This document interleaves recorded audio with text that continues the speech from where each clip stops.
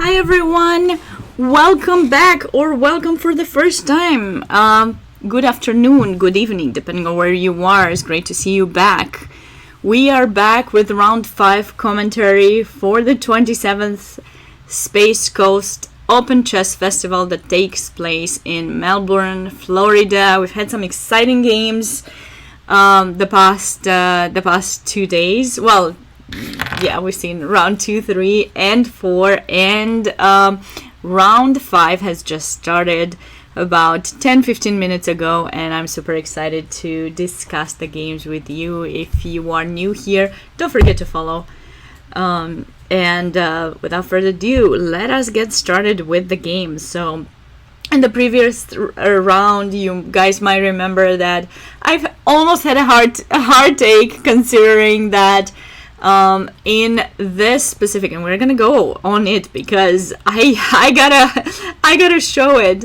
I gotta show this game. It was crazy.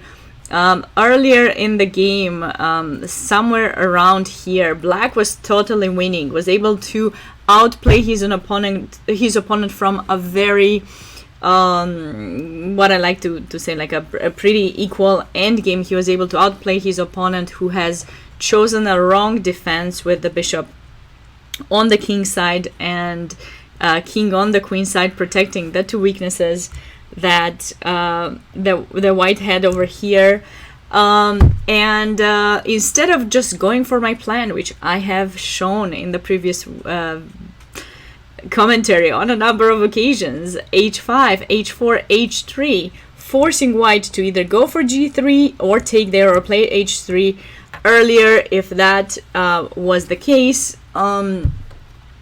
So if we were to just show it here, h5, white would have to play king to c2, h4. If you were to stay here to keep the pawn protected, then h3 was going to happen. And whether you push g3 or you take, it was going to be game over, because Black was entering with the king, grabbing those pawns, and it would have been just a game over. So in order to stop Black's plan, white had to play h3, but that wasn't going to be enough, because Black could just bring in the king on this other side of the board, and there was no way for white to do anything on the king side. Eventually c4 was gonna be played, the trade was gonna happen. This bishop would have had to stay stuck there to protect the g2 pawn, because if you were to push, Black's king was going to enter. So this king and pawn endgame I was showing is going to be winning, because white's king will have to go grab that pawn, and Black will enter over here and grab these ones.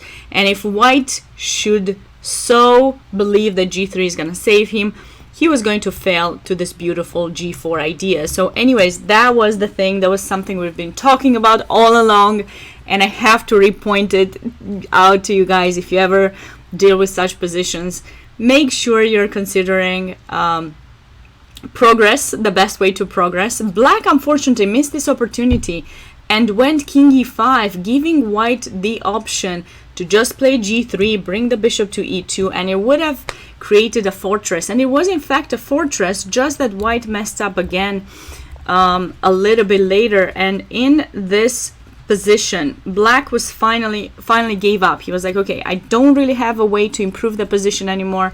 I'm just gonna go for c4. And then once that move was gonna be played, this had to be a draw. Should white have taken with the pawn, bishop takes to c4, bishop takes c4, king takes e4, and here the correct move for white to save the game would have been f4, forcing the trade. And due to the fact that these h pawns are far, like Black's h pawn is not advanced enough, if it were just a little bit more advanced, Black would be winning, but it is not.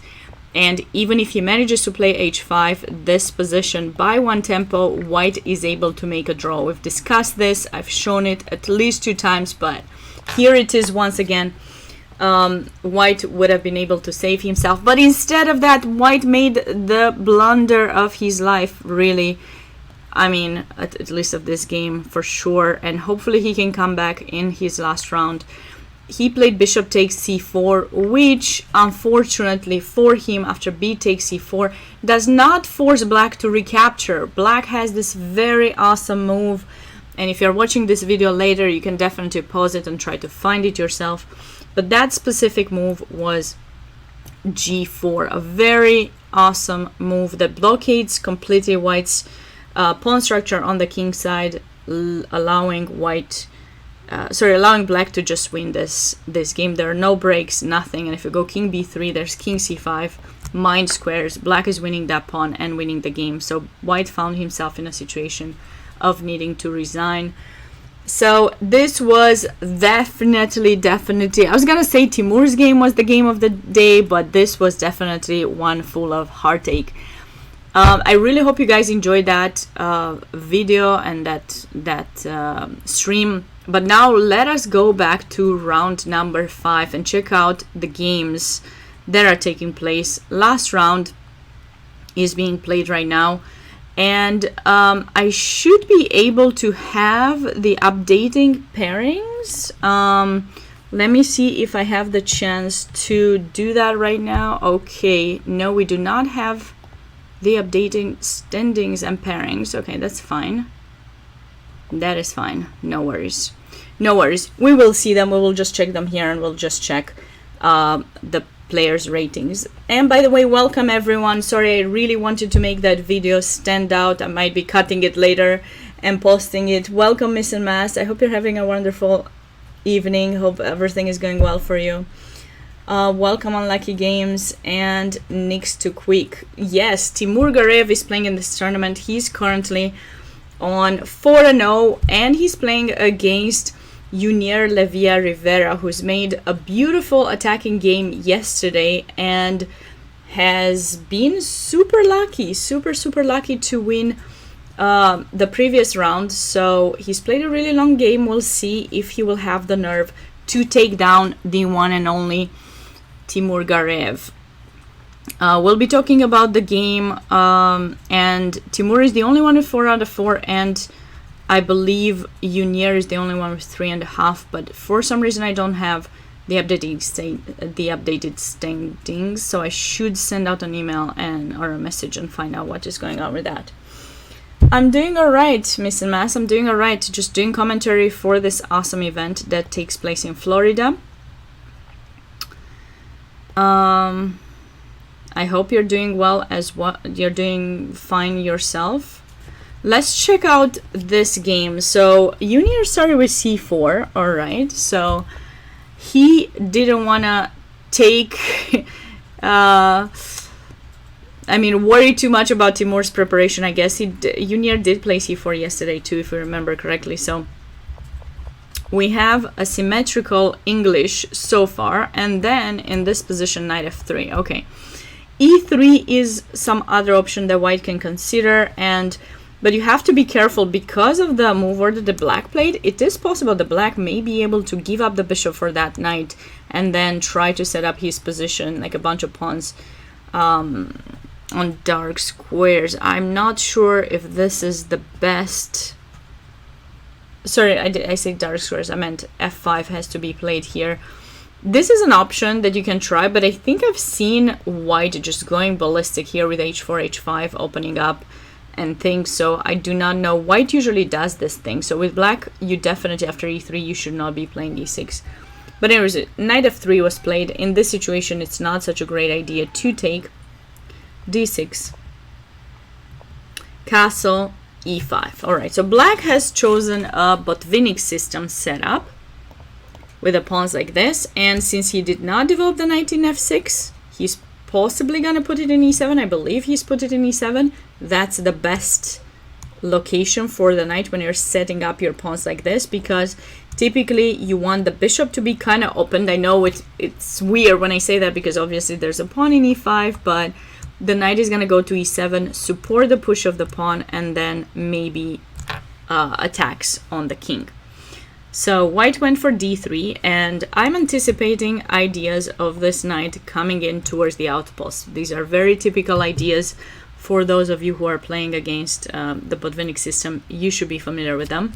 Knight g7, a3, a5. Okay, so yeah. So actually I have seen this kind of idea being played with reverse colors in a Romanian championship about a month ago, and it seems to be the new trend.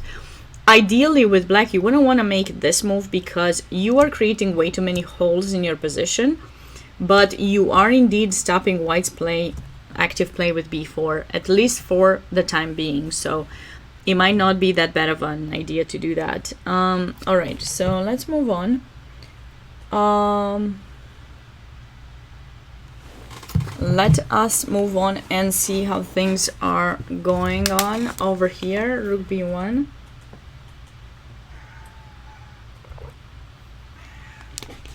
Castle. Timur is castling. Knight e1. Okay, following up my plan. All right, so when this move is being played, black is preparing to play d5. He has plenty of pieces. He has got 3 pieces. You've got 3 pieces, but when it's 3-3, the side that pushes the pawn can do it, right? That is how the situation usually ends up working. So, we need to find a way to stop black from pushing that, and that, because white is a little bit behind with his knight, is far from e3, he needs to play this move. And oftentimes you would see black actually grabbing the knight, but obviously Timur does not want to take it anytime soon, so he went rook b8. The idea would be to prepare b5, even if he has played a5 in this case. Knight c2. All right, and b5. So I like black's position. I think white is a little bit behind.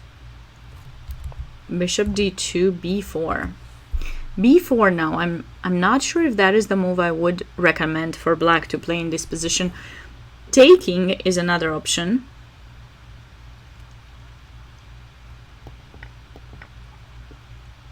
And maybe a4.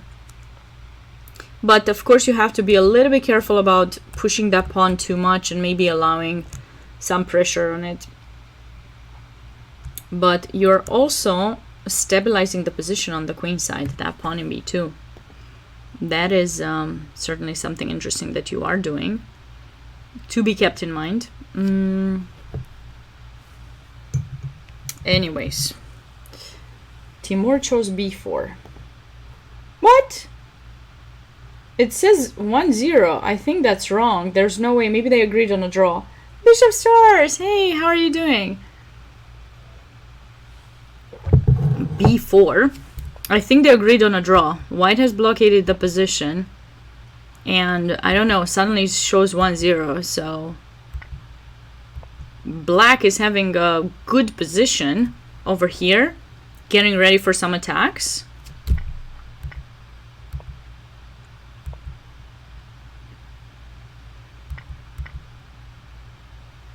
Rook f7. Man, can you guys spend a little bit of time and think about this position? I don't think the result is correct. The players might have agreed on a draw. We'll get to it and figure out what happened, because this was way too fast. The games just started like 27 minutes ago. We have 7 minutes delay, and we're just catching up in the first game. And maybe Timur tried to offer a draw, but accidentally blundered resignation. Yeah, if they would play online, I would totally agree with you, Bishop Stars. But they're not playing online; they're playing over the board. This is an over the board game, tournament, my friends. 27 Space Coast Open Chess Championship. If you want to find out more about the tournament, you can use the command that I've put in the title, which is Space Coast Chess, and you can read more about the tournament. They've been organizing it for like 27 years, almost every single year since 1991, besides a couple of years. So over the board in Melbourne, Florida. No way he's done that. No way. The only thing I don't understand is in this position. Look at this beautiful idea. Look at it and pay attention to this kind of thing. This is such a beautiful idea. I cannot believe Timur missed this. He's really good at positional chess. He's aggressive and all, but he's really good at positional chess. I love this move. The reason I know this is because once I fell for this kind of an idea and I was devastated for life. The point is that now if you take with whichever pawn we recapture, And then these pawns are gonna be so weak, specifically those two. Okay, that one will come later, but these two will be so weak. Black will be able to put pressure on them and win them. There's bishop d4 check, very annoying at some point too, and yeah, you kind of have to take, I think. If you do not take here, this pawn is gonna be lost with queen f7 or something later. So I'm a little bit surprised he played rook f7, but okay. So white managed to blockade the position. f4, king g2, g5, g4. My god, white was definitely playing for a draw. I mean, he probably will be finishing second with this draw. I think that's what's gonna happen. So he was okay with it. Timur is winning the tournament, so I guess he didn't mind. I think they agreed on a draw. Yeah. I mean, this was definitely played for a draw, man. I guess they both felt, well, Timur didn't feel bad, but Junior felt bad for the previous game. He gave me a heart attack, and he was like, you know what, Sabina, I'm not going to give you a heart attack anymore. I'm just going to offer a draw and be done. That way you don't need to complain anymore. We don't like your complaints. Just saying. Obviously, that wasn't the case, but yeah, the position is totally blockaded. There are no sacrifices possible for each side, and yeah. Okay, so he's missed his chance. Timur playing e4 here. He's allowed white to blockade everything, and yeah. He probably, like here, he was hoping to get in g4, but he doesn't get it. And then, yeah, after that, there's no point. Maybe he can play h5 first, though. He should have played h5 to control that g4 square. And then maybe g5 and then try to get g4 in. Then he would have had chances to play for a win, but okay. Looks like a draw it was in this game. Disregard the fact that it says 1-0. The players, unless there's a way it could have been 1-0. That would be if Timur Garev's phone rang. If he had a phone on him and it rang, yeah, I guess we could have said it was 1-0, but I doubt that is the case. So we're gonna believe that's a draw, and we're gonna move on to the next game that we have here. Cesar Valido Buza playing against Shama Israel, and we had a 3 knights, bishop c5. All right, knight takes e5. Okay, this is a very typical idea. I think knight f6 is the move here for black, playing the 4 knights.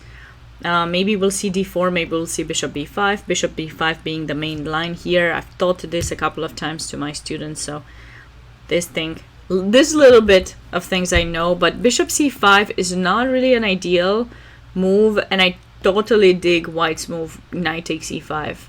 Has to take back, and then d4. White is getting their piece back. You have to go bishop d6. White will take, and I don't know if f4 works here because there's bishop takes c3, but if white proceeds with the development just in normal style, white has a slightly better position. Castle eventually will play f4. We're not in a rush to play f4 just yet, but white will eventually play that. Even if you double the pawns where the capture, bishop goes either on that diagonal to restrict you from castling, or will play c4, bishop b2, and the bishop will be very strong on the diagonal. So white will be having a good position. I wonder if that was like a mishap from black. What exactly was in his mind? He's certainly taking his time thinking in this position after knight takes e5. So we'll have to wait and see what is going on. Let's not forget we do have a short delay. So all right, let's see what we've got over here. The game between Brzezic and Elijah. We know that Brzezic is about 2250, playing against Elijah Lagozar, who's had a beautiful win in the morning. Brzezic comes after a loss against Timur Garev in the morning round, and looks like he decided to start with g3, something very, very quiet. It is considered to be, I think, the Hungarian opening, but it did transpose to some kind of Reti King's Indian attack. I call it Reti. Knight f3, first move, I call it Reti, but I guess nobody knows these names anymore. Way too many openings to remember. So castle, bishop g7. Black has chosen King's Indian setup, just with the pawn in d5. So King's Indian or Grunfeld setup, I guess you could call that. You could call it that way. And d4. So yeah, I've played stuff like this before. You sometimes can play d3 and just play a King's Indian with reverse colors, but it looks like white was like, no, I won't be letting you have more pawns in the center. Black could potentially think of playing c5 next. And c3, a very, very quiet decision by white. I wonder if white is trying to take... I wonder if the two players know each other and white is trying to take black out of his theory, because as I did mention in the previous commentary, Elijah Logozar does have a chessable course. I know he's kind of... he does have quite some game analysis, not game analysis, some opening repertoires maybe, or things on Chessable. He likes to study theory. He's like 19 years old, I think, or something, 20 maybe. I don't know, up to that, not more than that. So I wonder if white is just trying to take him out of theory and just play chess. Flutere Valentin, welcome. So knight takes e4 was played. D takes e4. Knight g5. Okay. Interesting. f5. And I'm anticipating a check. I mean, right? Queen d5 would be black's only option. You obviously cannot play d6 because you're losing the pawn, and if you go there, you're gonna fall for the loss of an exchange. So I think this is gonna be... We're gonna see this on the board, and now I'm not sure what would white play to proceed. I never stop streaming. Well, is there something wrong with streaming? Are you unhappy about my streams? I've had my moments of being on and off, and I've definitely decided to be on as much as I can when I have the chance. These particular past 3 days, I have accepted the invitation from the organizers of the Space Coast Chess Festival to do commentary for their tournament. So that's why you're seeing me here all this time. I know it is Easter. Yeah, I know it is Easter. Well, unfortunately, I'm not back home in Romania. I'm not with my family. We would normally have, you know, big celebration with food and everything. So unfortunately, that is not happening. But I am enjoying the holiday at heart. I'm thinking about it. It's spiritual after all. I think Christmas is very, like, it's a little bit more like a celebration. Easter is also a celebration, but it's also more spiritual, I think. So I've tried to have my spiritual connection with God in the morning, and now I'm on to chess, which is something I'm passionate about, and I'm happy to get the chance to celebrate it with you guys here, doing commentary, seeing some fun games, and yeah, mostly that. But if you are at home and enjoying, you know, the Easter with your family, I hope you're having a wonderful time. You know, eat some delicious food. I'm assuming you're Romanian, so, you know, enjoy some delicious food, cozonac, pasca, eggs, anything else that is eaten during this period, and think of me, and then I will just feel happy. Yeah, good. Going back to this position, so I feel like this will be played, and then, you know, f3 is an idea for white to try to break a little bit black's chain of pawns. You do not usually want to allow your opponent with such a chain, and I think f3 would be nice. I'm not sure if we want to check and play f3 or just play f3 directly, but I do love this kind of idea of putting pressure in e4, trying to get it. The thing is that now if he plays h6, we do need to go knight h3, because if we take, then he will trade and we'll lose a piece.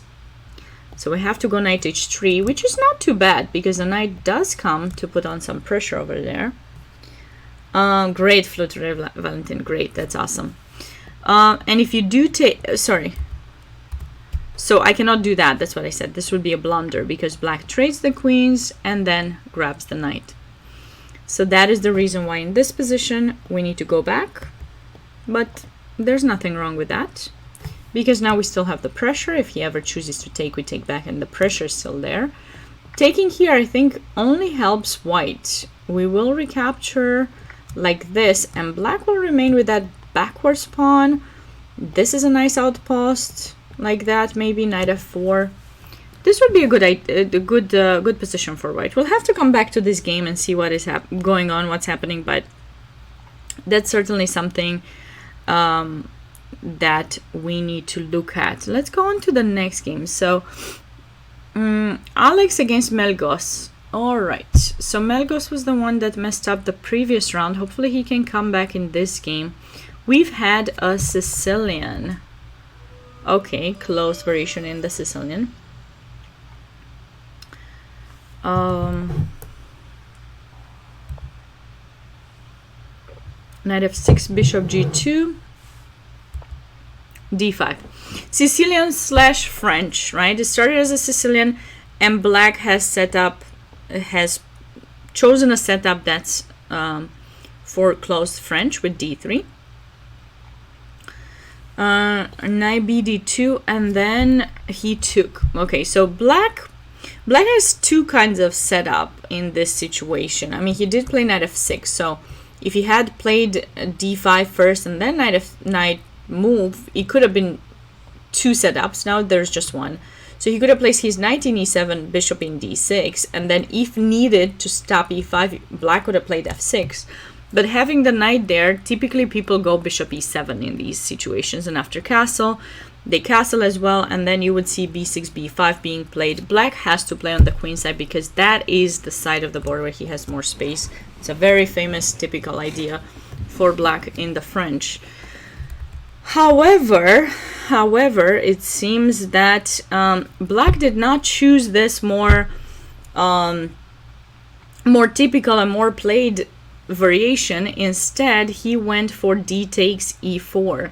So he wants to trade off the pawns in the center, which typically I believe would give white a slightly better position. Like not much, but I would prefer to be white here.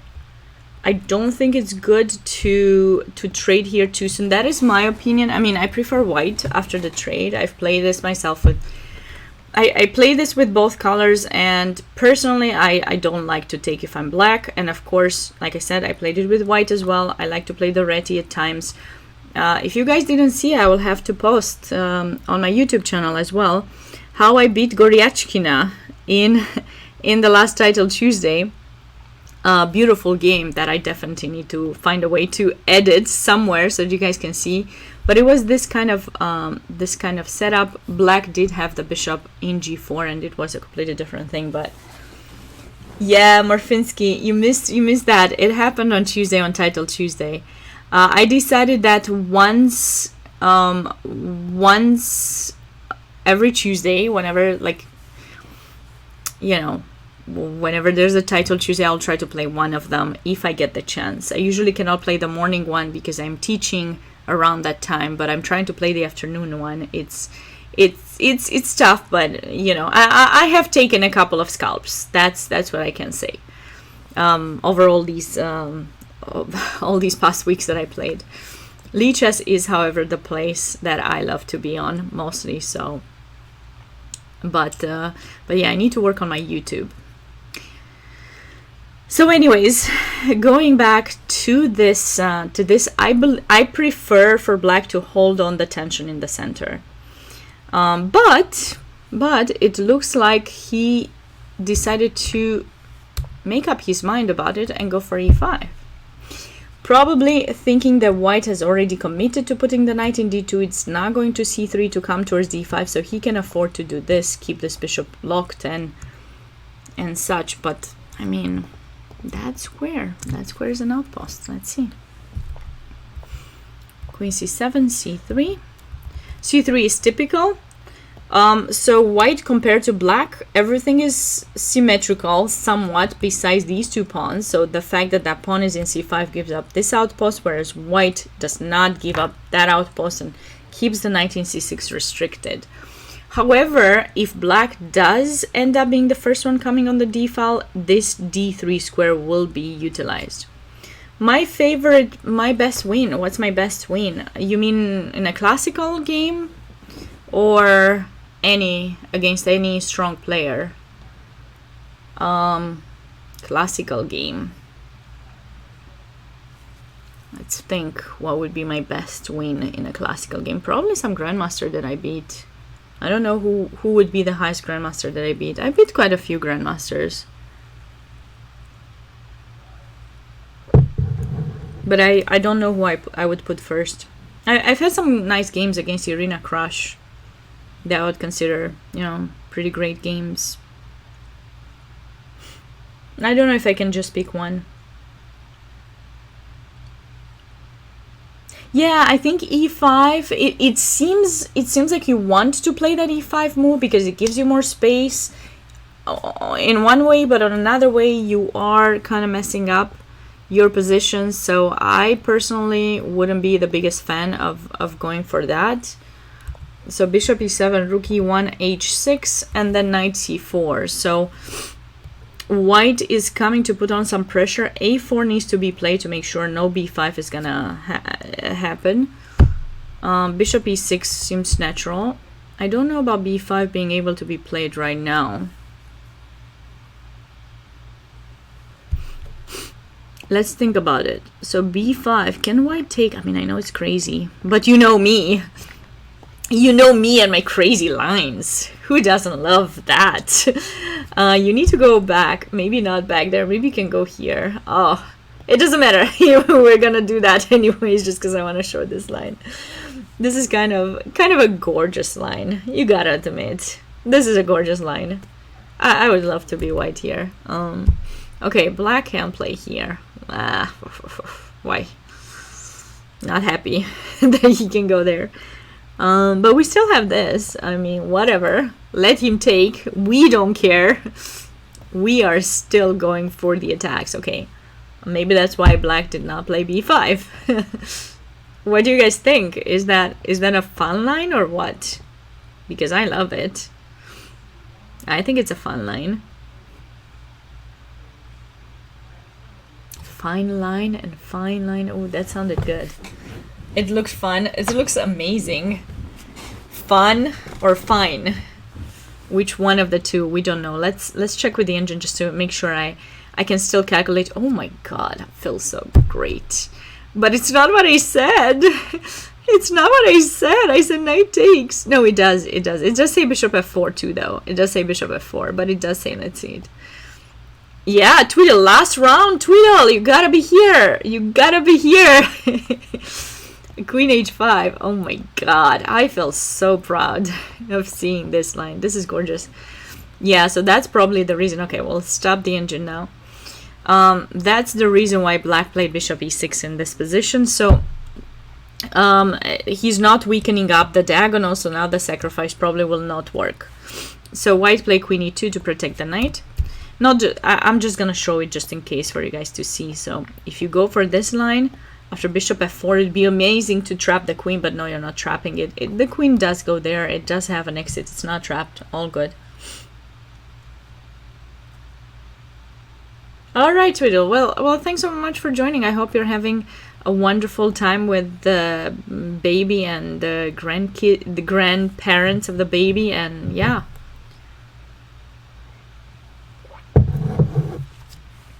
Queen h5. And that's why white played knight e2. All right, so castle, knight h4. I'm loving white's position, I gotta say. If I need to choose one, I would be choosing white here. I like knight h5. The thing is, for black, you don't really have much to do on the d file, and white will be bringing this other knight. Oops. Right there. And I'm anticipating some sacrifices. I am. I like white.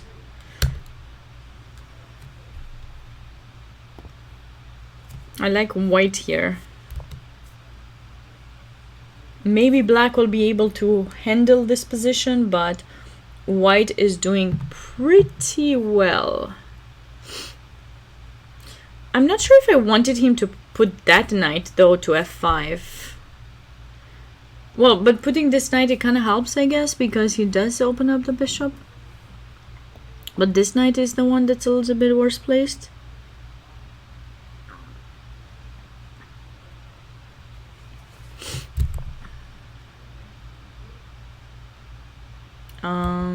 Bishop f8. Bishop f8, queen f3. You know what I'm thinking for white? I know it's crazy, but you already know me by now.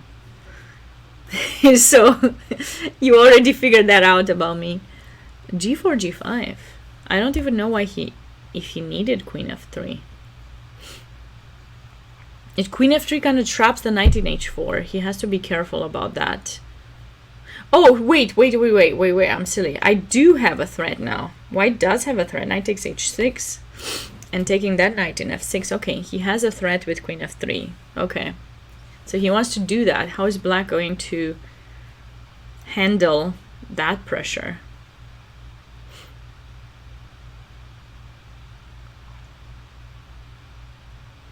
Not so sure.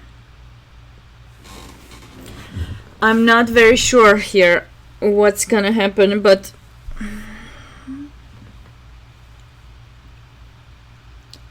g4, g5 is on the way as well. Queen d8. True, you can play queen d8, that is true. And you want to maybe activate your rook, but I'm going for it. Let's go. Are you gonna go g5? Is that move gonna kill me? Gonna kill my knight?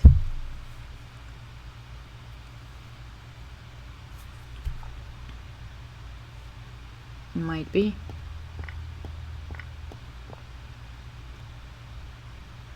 Yeah, you can always take. Yeah, I didn't like queen f3. I literally didn't like queen f3. I really think g4 had to be played. Yeah, no, that's not good, Neg. You're right. Yeah, no, but g4 had to be played. I don't know why he didn't. Why he didn't do that? Because, or maybe he thought g5 was gonna happen now. And then if you go back, he would take there. But I think we can just... Black's king is opening up. Adevărat Viat, Marius. Welcome. I hope you're having a wonderful Easter.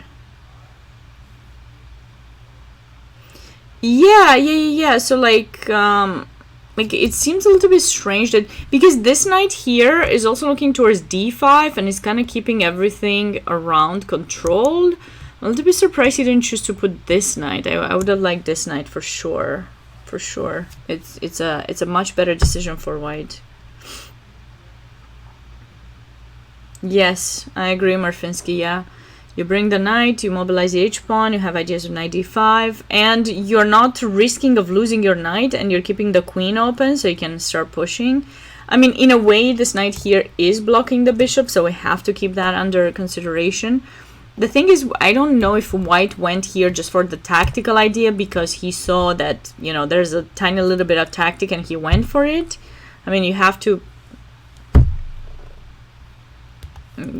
make up your mind what you want to do, but it seems like he just went for the tactics, and you cannot go for the tactics in every single position. I mean, that's not how you do things. I don't know much about Pokemon, guys. This is a stream about chess. If you expect me to know Pokemons, I was a kid when they showed up, and then I wasn't that much into it, unfortunately. So I don't remember. All right. Let's check out some of the... Ooh. What was this? What Sicilian? It was definitely just Sicilian. Let's see. Vincent Stone against Nicolas de la Collina. We've had a... D6. Oh, classical. BG5. BD7. What is this? Richter Rouser or something? Takes, castle, knight takes. I don't know, I almost don't know anything here. So if someone knows something in this Richter Rouser variation, please do let me know. Yeah. No, this is a line. This is a line for sure. I think it's called Richter Rouser. Hopefully I'm saying it correctly. Actually, let me check with Lichess. Why am I so silly? Yes, it says Richter Rouser variation, modern variation. All right. So that's what it says. That's what Lichess says about this variation. Queen a5, king b1, rook c8, and then f4. I think I've seen this being played recently, and white is gonna go for e5 maybe. Hi there, North is down. He didn't play h6 here. That he played it earlier. You mean earlier? If h6 makes sense? No, I don't know. But I've seen this kind of thing. f5 is very typical to blockade the bishop and to make sure black does not get to play f5 himself. I don't know if here f5 is an option. Like if I were black, I would try to do this before I get the bishop out, but who knows? Maybe it's still not so clear. Can you do this? And then is f6 a thing? I like this for black. No, this I like for black.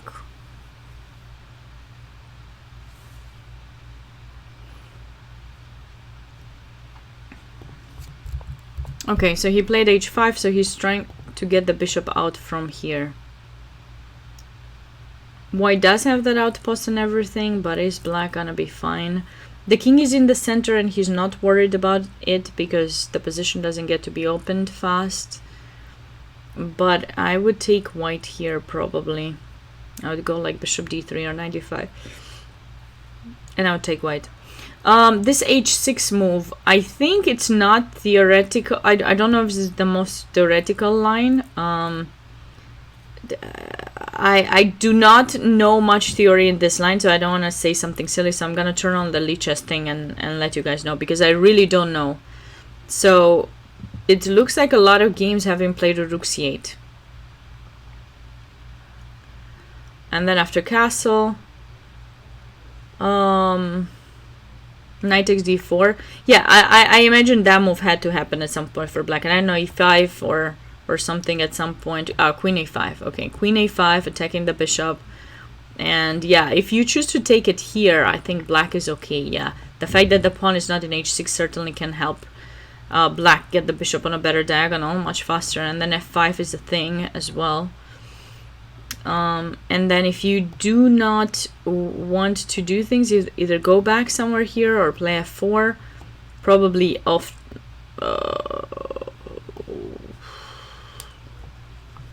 Probably this. It's messy. It's definitely messy. I think you have to know the theory here. I don't know it, so I really don't know what's happening here. White's king is weak, but black sacrificed in exchange.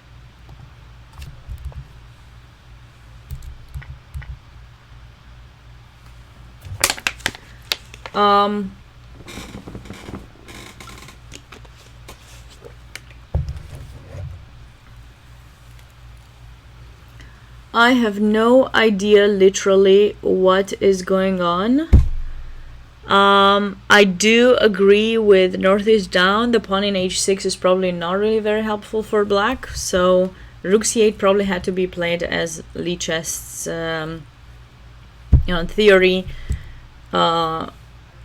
Master's database was showing off, but this should not be too bad for black. Rook c8, f4, queen c5, and yeah, I would take white after one of these two moves. H4, Tweedle was saying H4 for white doesn't quite help. Tweedle, you're leaving some weaknesses for yourself. The pawn is going to be backwards. You're not really wanting to do that. Besides, black does have the bishop pair, so in some endgame, those bishops will be able to grab all your weaknesses. You don't want to push them just like that. And I'm anticipating that we are going to see some kind of bishop maneuvering for the bishop to get onto a better square. We'll see. We'll see if it does get there or not. Let's catch up with this game as well. I have no idea what this was. Some Pirk or something. E4, D6. Alright, so I call this the Pirk offensive, but Lee just calls it the check defense. Okay, we learned a new stuff. F5 was too premature. Well, black was going to play F5 instead, so he kind of had to do that, I think, in the previous game. Alright, so F4. Yeah, this attack can get a little bit nasty if you don't know how to play with black. So bishop D3. Oh, he went E5. Wow, that's nice. Yeah, that's nice, because otherwise white could play knight F3 and at some point get to play E5 themselves. So it would be something to be careful about for sure. Anyways, E5, knight F3, bishop G4. Okay. Okay. Takes, and castle.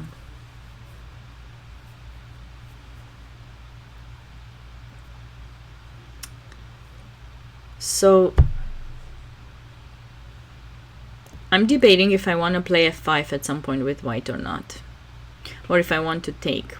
In a way, I would love to take and open up my rook, but in a way, I would like to kind of trap this bishop and make him take in F3 so that I recapture and get his bishop pair. Who knows? Maybe it will be useful at the moment. H3. Okay, so he's won the bishop and he hasn't rushed to take in E5. He's waiting for black to take in F4 so that he can take with the bishop and develop his bishop in one setting. Yeah, I don't know. I thought it was a draw. I mean, it was obviously a draw. I'm gonna text and find out.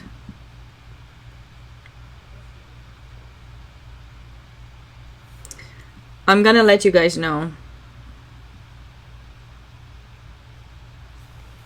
I've texted, so I'm waiting for an answer, Murfinsky. I will let you know. Yeah, it should be a dead draw, unless Timur lost on like his cell phone rang or something. But knowing Timur, I don't even think he has a cell phone. So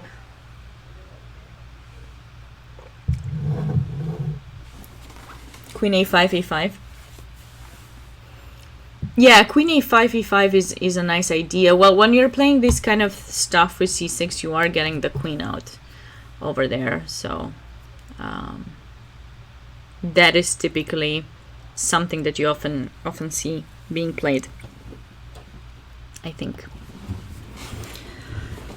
Okay, let's see.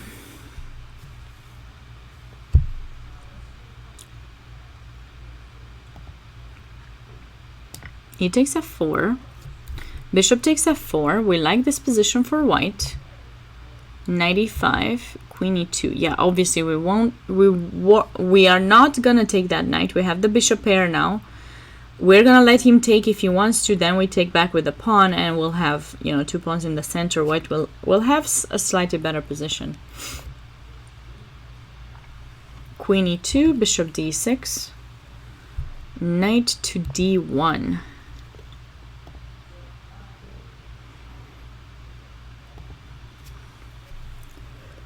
Knight to D1. Ooh, I see a nice... Okay, they are checking.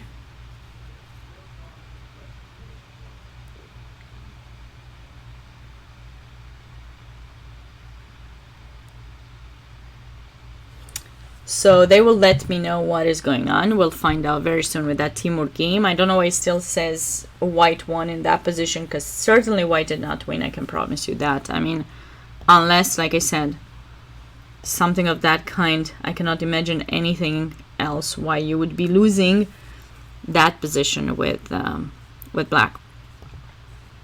So knight d1, he's bringing in the knight to a slightly better location, bringing it to f5, putting in some pressure, maybe having ideas to bring it to c4, depending what's happening with this knight in e5. So let's see.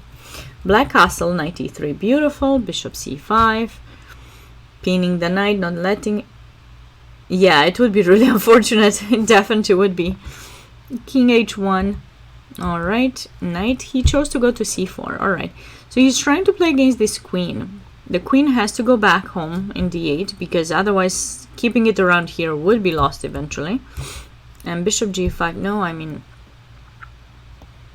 nice pressure on the knight, threatening to mess up black's pawn structure. Bishop e7 only move, and then rook a to d1. Love that approach. And then with black, with white, I'm feeling this move will eventually be played. All right, let's see. All right. Okay, so I got the confirmation. The game between Timur Garev, Junior Levia Rivera and Timur Garev has finished in a draw, and the result is going to be fixed.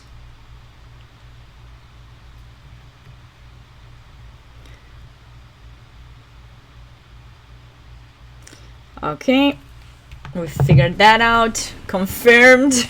I mean, the possibility of him having lost, that would have been terrible. I would have, oh man, I wouldn't have wanted to be in his shoes. Queen c7, knight e3 was played. Very interesting. I do not like knight e3. I want some e5 to be played at some point. Knight e3. Oh my god, black played knight takes e4? What? Oh my god! Oh man! That's so sad. That's so sad. If you take here, you're gonna fall for this. Oh man. So you have to take. And you lost the pawn, and now you're gonna have to fight for a draw unless you find some attacking ideas that I'm missing. Why did such a good position? What did he do, man? That's so tough. Last rounds, guys. Last rounds. You gotta keep your focus till the end. Till the end. Let's see what the engine says. Just for my curiosity. Yeah, white had a tiny advantage here. And after this major mistake, he's just losing a pawn. It goes down to 1.7, almost -2. Oh man, that's a sad day for white, for sure. He's had such a beautiful position earlier.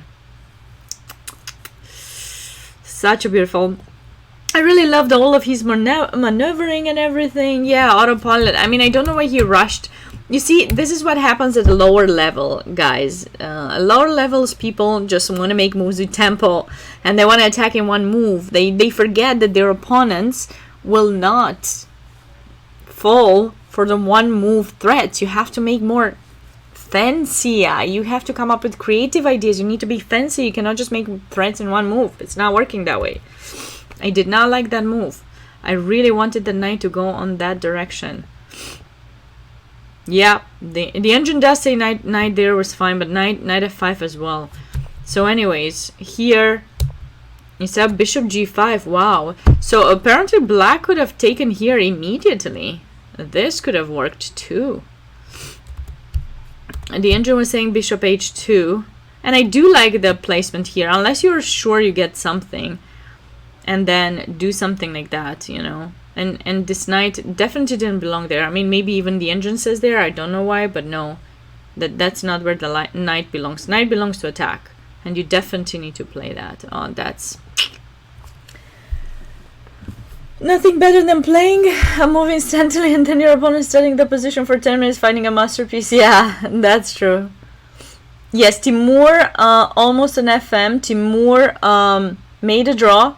Yep, he drew. We got the confirmation. They probably placed the kings wrong. You guys know with the DGT boards, when in order to set up a result so that we can see the result online, you have to place the kings correctly in the middle of the board. So they might have placed it wrong. They might have put it wrong on the squares, and it just shows like white has won. But no, It is a draw. I confirmed with the arbiter of the tournament, and he's told me he's gonna fix it. So in a few minutes, I'm sure we're gonna see a fixed result on the Lichess website. But until then, you'll have to wait for a little bit longer. But yeah, it has been confirmed. The game ended in a draw. Yeah.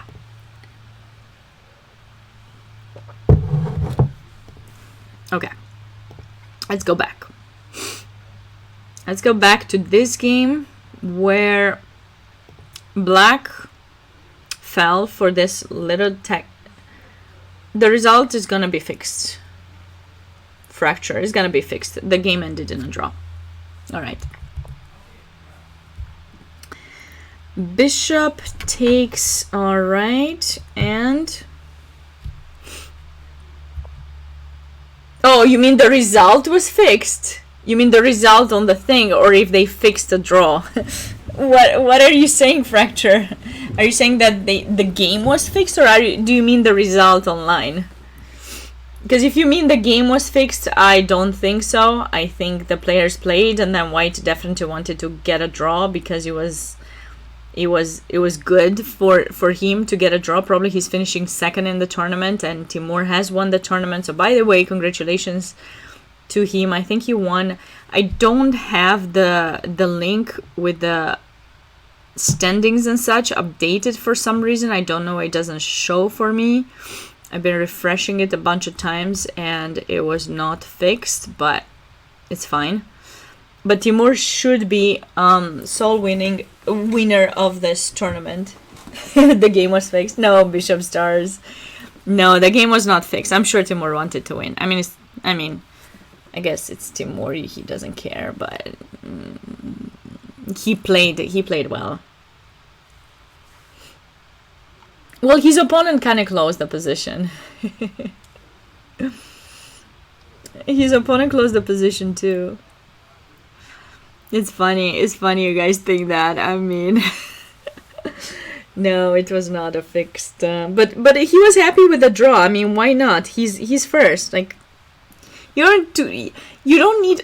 It's kind of tough. It's kind of like you're losing motivation when you know you're already winning the tournament. You're losing motivation to really win. Some players are more ambitious and everything, but Timur is not the kind. I think he's pretty chill, relaxed, everything. Maybe he's winning the tournament, well, I don't know. Maybe he wants to do other things. Maybe Florida is beautiful this time of day. He's gonna go to the beach and take a bath or something. Who knows? Yeah, winning the tournament is the goal. There's no extra prize money or something if you win it in 5-0, I think. So I'm assuming. I mean, I don't know, guys. Preserve the condition for more difficult games. No, because this is the last round in the tournament. There are only 5 rounds. In the United States, most tournaments are 5 rounds. It's 1 on Friday night, 2 Saturday, 2 Sunday. So there are no more games. This is the final round. That's it. The winners of this go home with the prizes. That's what is happening. So we'll have to wait and see the standings, but I'm telling you, that's it. All right, so looks like no more moves have been played here after d6, but I'm anticipating. So White did play bishop d2 instead of the bishop d3 I had suggested. That's fine because you are stopping black from messing up your pawn, so you want to recapture with the bishop. So I'm anticipating some f4s being played soon. Development of the bishop. Maybe White can even castle long if he goes f4, queen f3, long castle. That's an option as well. And did he agree to the fixed result blindfolded? Why? Because he's the blindfold king. Yeah, for sure. Everything's been thought about. Maybe he wasn't even looking at the board. He's like, I'm just gonna play like this. Whatever happens. Oh my god, we have another endgame? We have another bishop endgame! Guys, prepare for a really long stream, because I feel like this will not end in a while. White does have an extra pawn, so I feel like we're gonna see a win. We'll definitely see a win. There's a kind of an obvious entrance for White. He's tired. He probably was tired. He also did a simul yesterday, so. How did white end up with an extra pawn over here? The position was, we stopped long time ago. I guess they made a lot of moves ever since we stopped. So we stopped around here, right? So after white took, I was talking about this queen b3 idea and f3, but looks like white went for f3 directly. Okay, so forcing, okay, check, queen d5. Okay, so through transposition, we kind of got the same position that I had suggested. E takes f3, e takes f3, trades, and bishop e6 was black's choice, I see. So black needs to finish his development. I do believe black had to play e5. Forgive me if I'm wrong. I'm hopefully not blundering anything tactically, but... I am blundering something tactically. I am, but black does need to find a way to play e5. Maybe play king h7 and knight d7. Get that move going, my friend, because this pawn is going to be lost otherwise. Okay, so he brought his bishop to f7. Now he was threatening e5. Can he not play e5 anymore? He's lost the chance to play e5. I don't think he's gonna get it. Once white puts the knight there. That ain't happening, my friend. It's not happening. Rook e8, knight e6. Look at this beautiful play by white. Bishop takes a6. Love this move. Brezish grew into my eyes. Can you say that in English? I don't know if you can, if that expression is usable. If you're new to the channel, be ready to learn new words invented by Sabina, or new expressions, or old expressions, old Romanian expressions translated into English.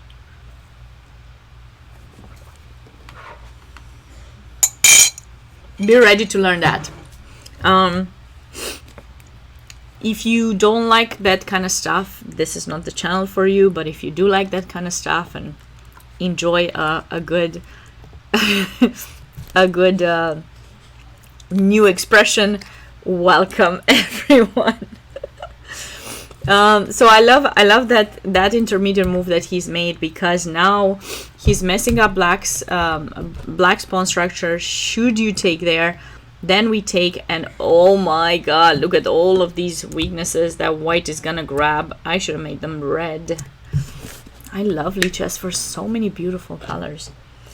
You can say anything in English is malleable. Yeah, I guess it kind of is. But it's funny. I have a friend I'm talking to sometimes when I'm coming up with this stuff, and he's on the floor. He's laughing so much. Like, what did you say? That does not exist in English. I'm like, oh, it's fine. It exists now. I made it happen. Okay, so black is forced to go back to c8. Yeah, because if white would have taken in e6, yes, it is true, white stays with the bishop pair, but knight goes here, and then black will be able to save himself.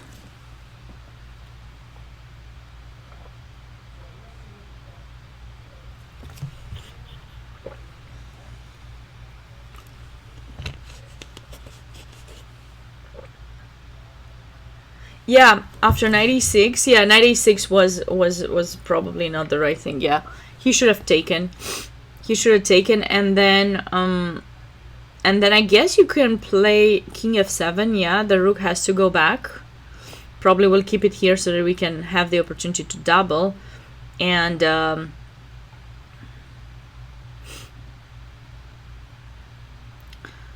not even sure what to say, but e5 has to be played. Maybe knight d7, yeah, like Murfinsky says.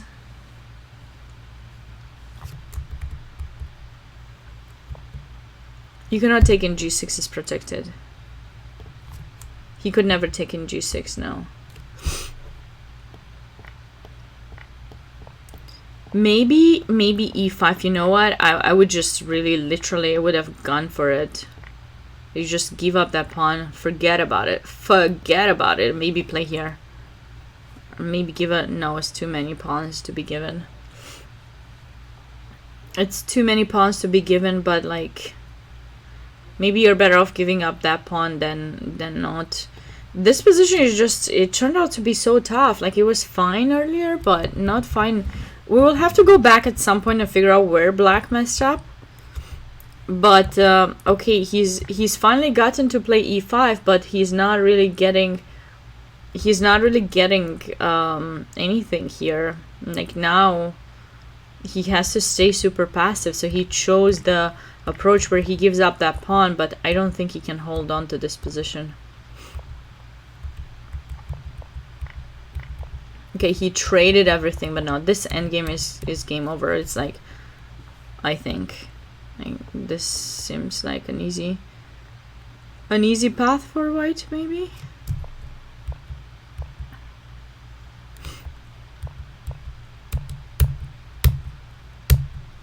Game over, bro. Game over. Yep, that's just going to be over.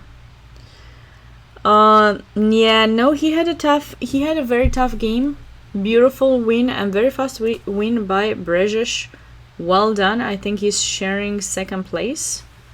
Again, I'm gonna ask later about the standings so that we can see it.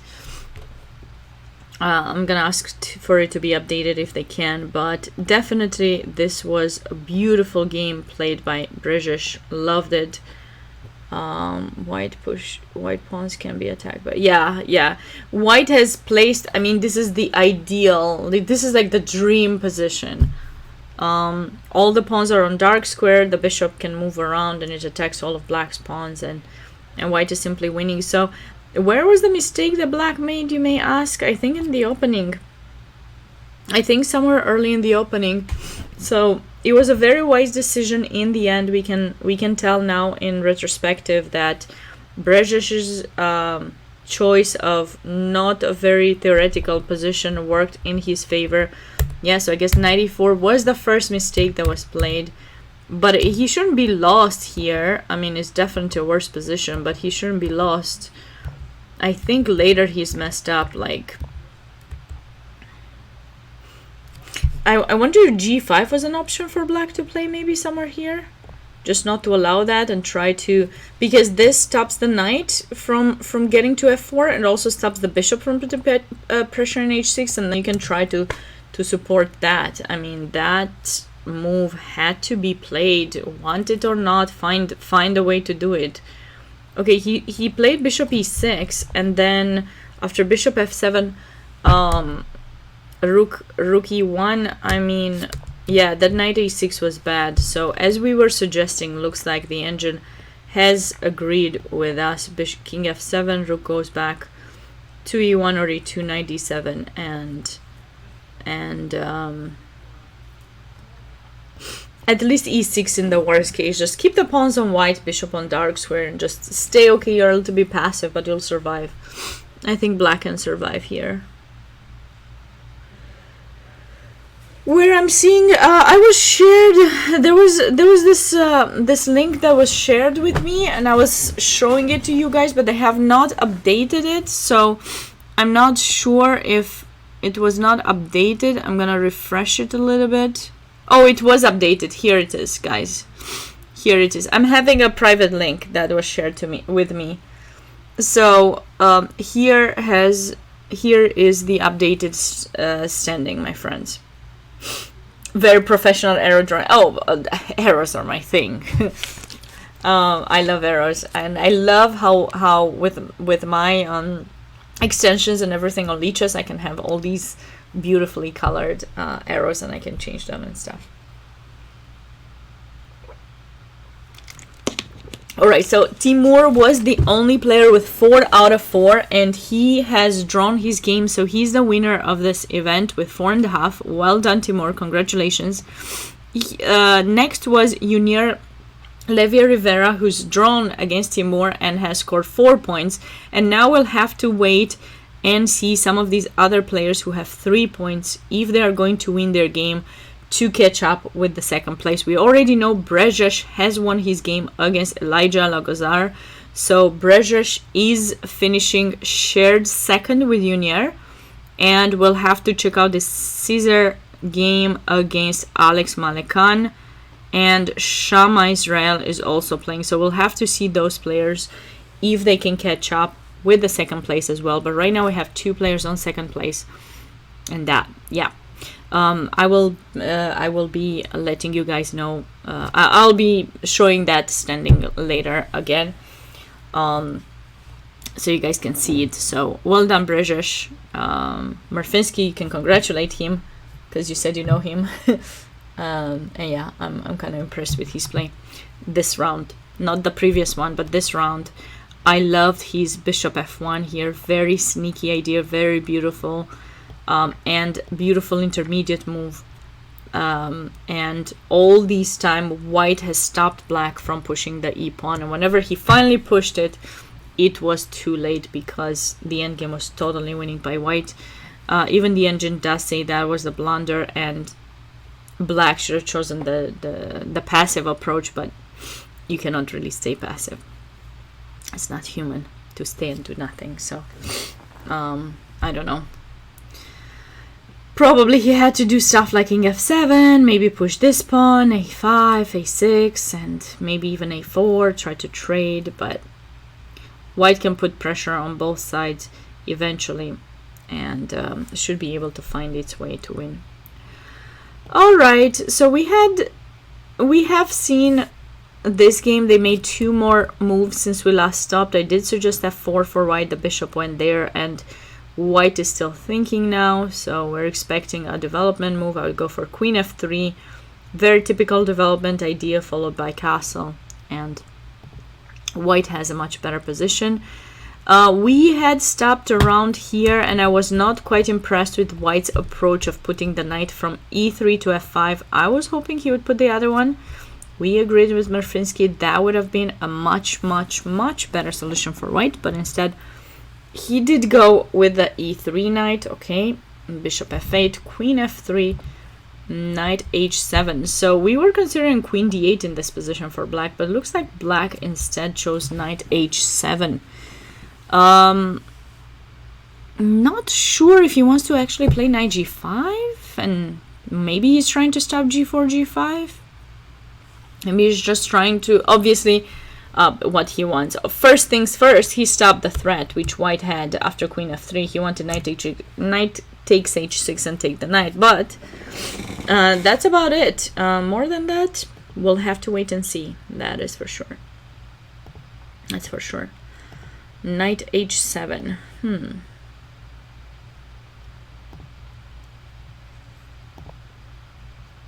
white play bishop f1. Ah, nice. So he's trying to find a spot to retreat his knight instead of g5, I'm assuming. Okay, not bad. Interesting play by white, bishop f1. Sneaky, also controlling the d3 square, not allowing these kind of entrances. We do prefer white still. Not the ideal situation, but he's trying to find a way out of it. And this knight from h4, although it will take a bunch more moves, could come back towards d5. So, alright. Let's go on to the next game. So we stopped around here somewhere after black played bishop g7, and white responded with f5, blocking that bishop in g7. Black found its way out.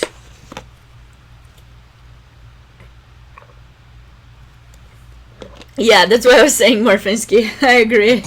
Totally agree. Yeah, that would definitely, totally, 1000% be funny, because we wanted that set up and we didn't get it, and now it is possible that we may be getting it.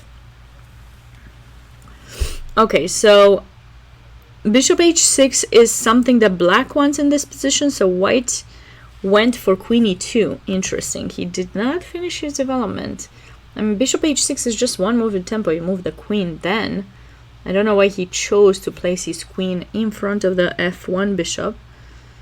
Maybe he's planning g4. Do you guys think that white wants g4 after queen e2?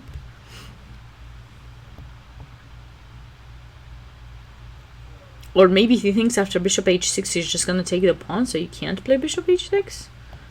Can this be really a thing?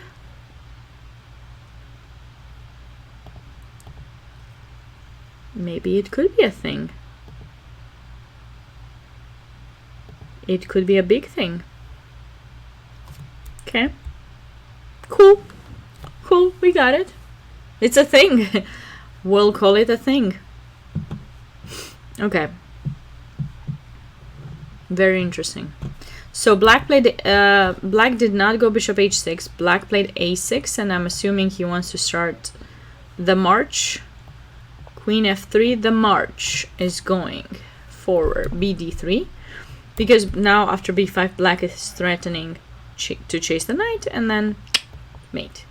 So bd3, very typical to protect the pawn. If you go b4, knight d5. So bishop h6 is not a thing anymore. Then what does black do with his dark square bishop?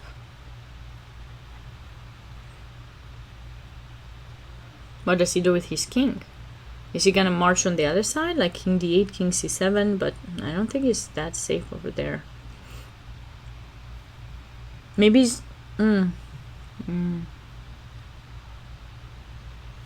No, so I don't think that f5 was really that premature. You remember you guys were asking me whether that was like premature or not? Maybe not. Maybe it wasn't that premature. Maybe that was the thing. That was the thing that had to be played in that position.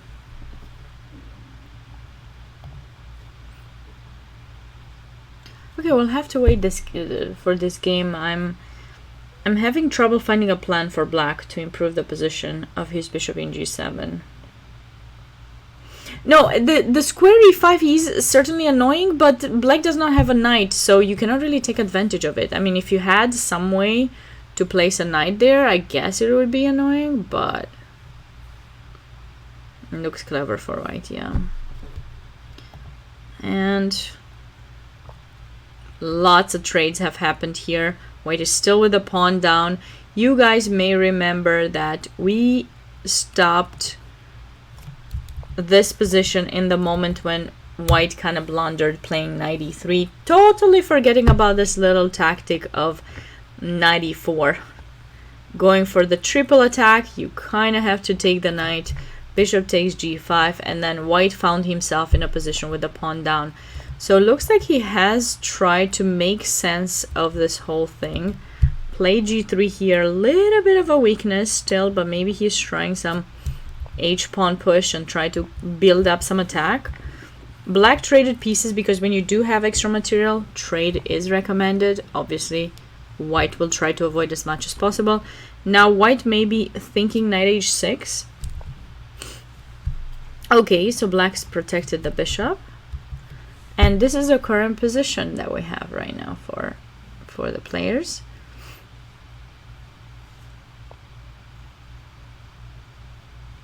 Queen g4. White is preparing h5. Knight h6, knight f7.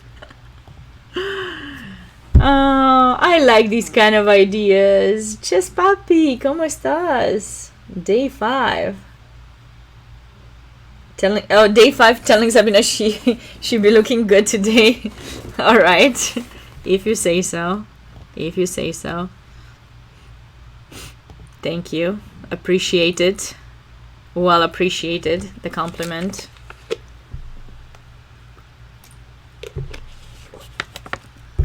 So, have I been going live for 5 days?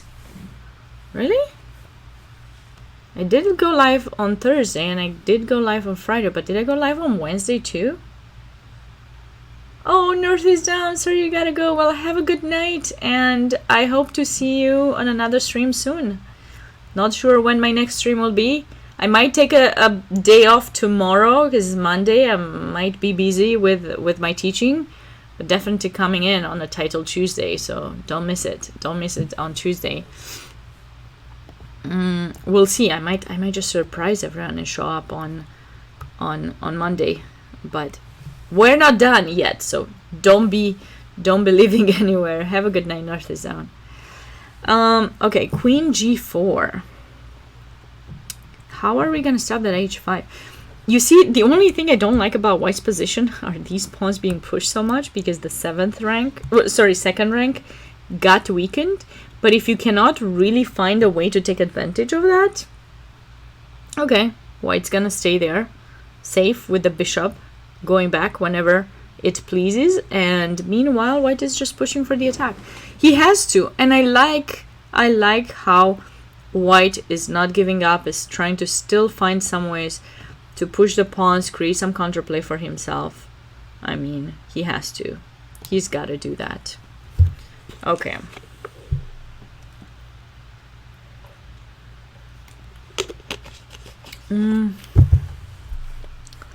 What is happening over here, my friends?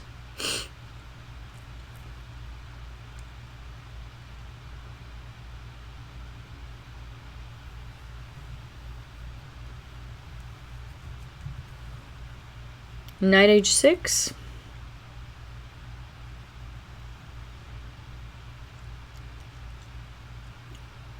Will ever be played? I don't know. See you next time. North is down. c3 for white. Yeah, but it's black to move right now. White just play queen g4. Are you tempted to grab that pawn? Fracture. Are you tempted to grab that pawn? Because I would not be that tempted if I were you, but maybe you're right. Maybe you're right. You're playing in Korchnoi style. I will be going for this, and then you will be like, I don't care. Let's see. Show me what you got. And I'll be like, okay, let me think about it. And I'd be thinking about it, and then I wouldn't come up with anything. Knight takes g7, I would love to play, but my queen is hanging. If I do this, and you go here, because if you go there, maybe this is happening, right? And it's game over. Yeah, bishop stars. So he's gonna go king f8.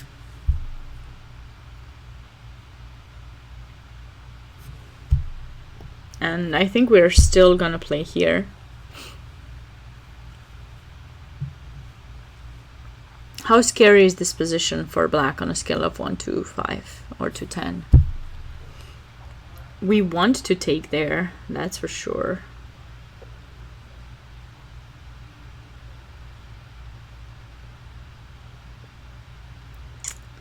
Bishop can block the d file to prevent the rook from coming on second rank. Why?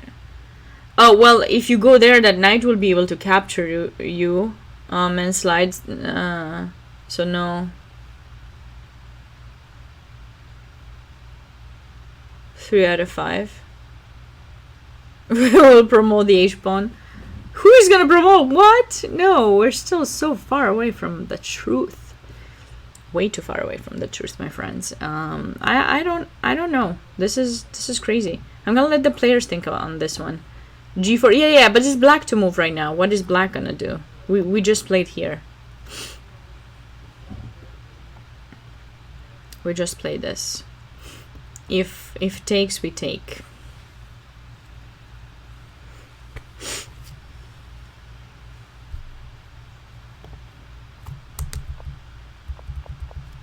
We'll see.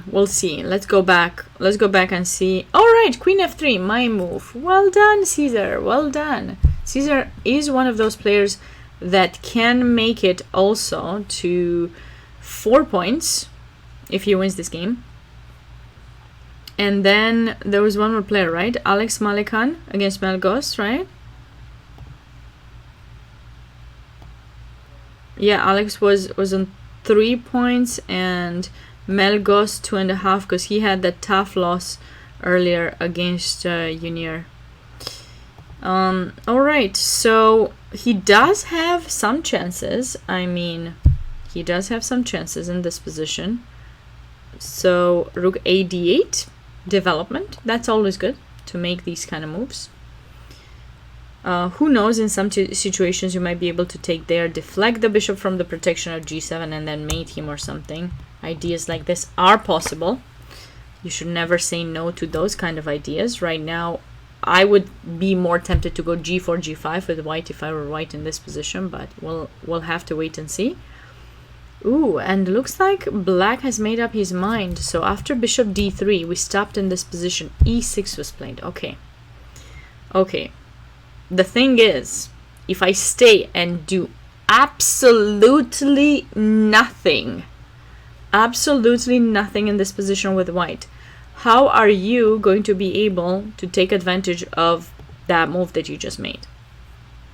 Literally, I'm doing nothing. I'm just waiting, like rook somewhere.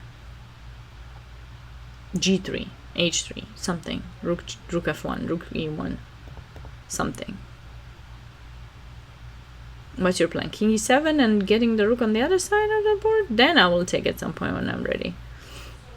Or maybe rook e1, and then if you go to king e7, I might take, and then at some point I might give you that kind of check, and then if you take, I take back, and then the file opens up.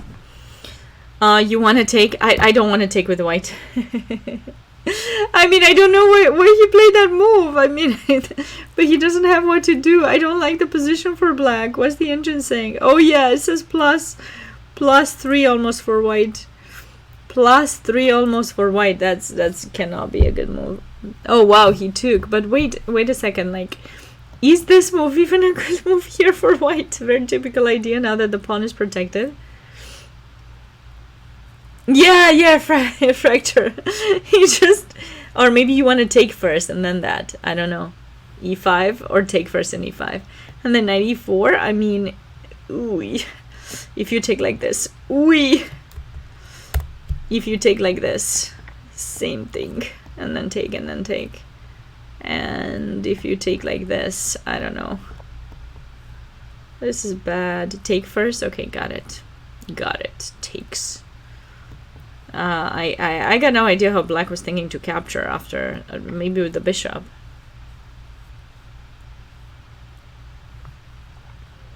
Yeah, maybe he had to run away. I mean, his position is very annoying. I don't think he should have ever allowed that move to be played.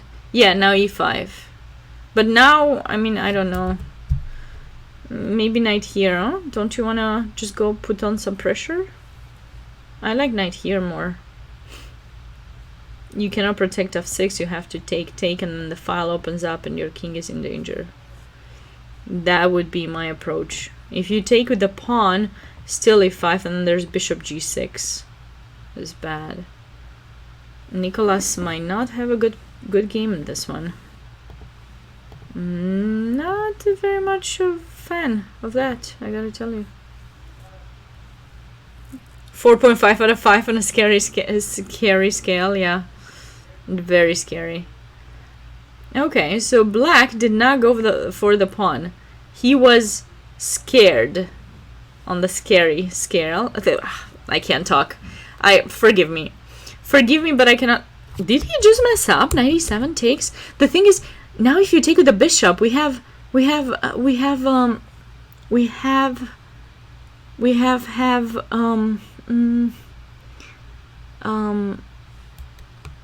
well, better show you this, because this is what I wanted to show you. Like that, there's that. I don't know if it works. Yeah, it does. If you play g6, I take the bishop. So you have to take with the bishop, and now we have I don't know if it works. I was gonna go for this, but I don't think it works. Is this or something? You stay with the piece down. No, you can't do that. Okay, bishop takes e7. What do we have here? Come on, guys, be with me. Be with me over here. Do we go rook e1? Do we go rook f5?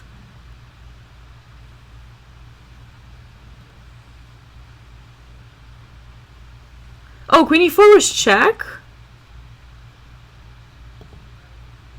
Oh, right. So after queen e7, queen f5, g6, queen e4 is check. Oh, man, I missed that. Okay, it's fine.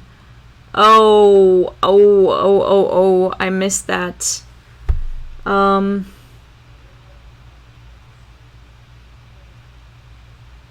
forgot that it's check.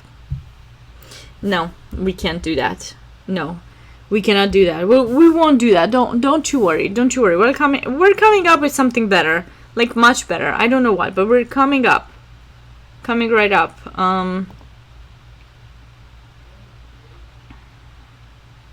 Well, it's opposite color bishops. Let's try to find a way to h5. But what about something like this?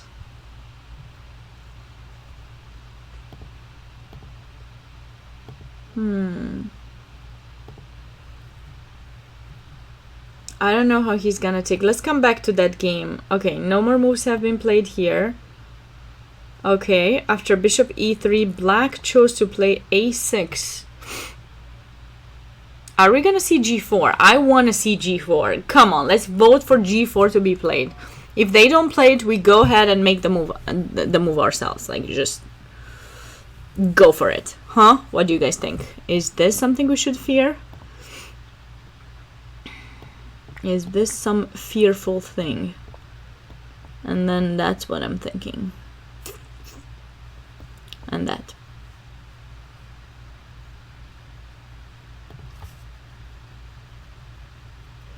Everyone wants g4. Let's go. Well, there's a delay of 7 minutes, so maybe the guy played it. But we don't see it because, you know, we're not there. So we don't see it. We have the delay. Or are we gonna have some sacrifices? I want something aggressive. I want some aggressive round. I don't see any aggressive. Ooh, this is gonna be an aggressive one for sure. You know why? Because I fear... Do we do that or this? Because this is nice too. And then move the bishop and then put pressures. And getting the queen. What are we voting for? Which one of these two moves? Both of these moves are good for white. e5 is the vote. Got it. e5, bg6.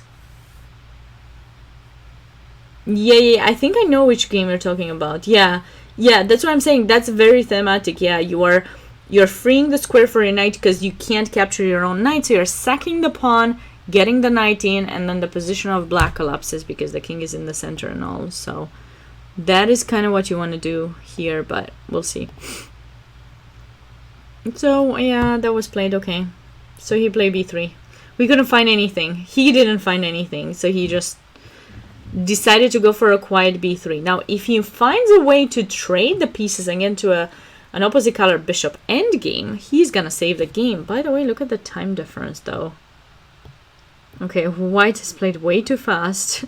He's playing confidently with the pawn down. I love that. You gotta love the confidence, guys. I mean, when you're playing and you mess up, if you feel like you wanna make your opponent get a little bit clumsy and things, make him show him that you are so confident and there's nothing in the world that they could be doing that would get you in any way looking like you are not confident enough. So you play pawn down, totally cool. Let's do this. That's why, because look at his time. I mean, they started with an hour 30. If this time is correct, white only played on black's thinking. It must be really annoying. If I were black, I would be annoyed. I played it on a number of occasions with people who did that. One time last summer, I was playing this tournament in Romania at the beach, and I remember I played this opponent and he was standing up every move and he was talking to someone. It got me so annoyed, literally so annoyed. I just went and I went and told the arbiter. I was like, what is this? Like, is he allowed to talk? Because as far as I know, under the FIDE rules, you're not allowed to talk while you're playing. And the arbiter looked at me like I was crazy, and I was like, no, I'm not crazy. Just go and tell them to stop talking, please. But it was really annoying. He was just playing so fast, and I thought he was playing good, but actually I checked later, it wasn't good. It's just somehow psychologically it can dominate you, really. So learn to work on that and don't let it affect you. Just a piece of advice from an old soul. Bishop takes here is a beautiful idea that I don't think white will ever be able to do, but who knows. That is not a threat still, but maybe he'll play bishop d3 like someone suggested earlier and then go for that idea eventually.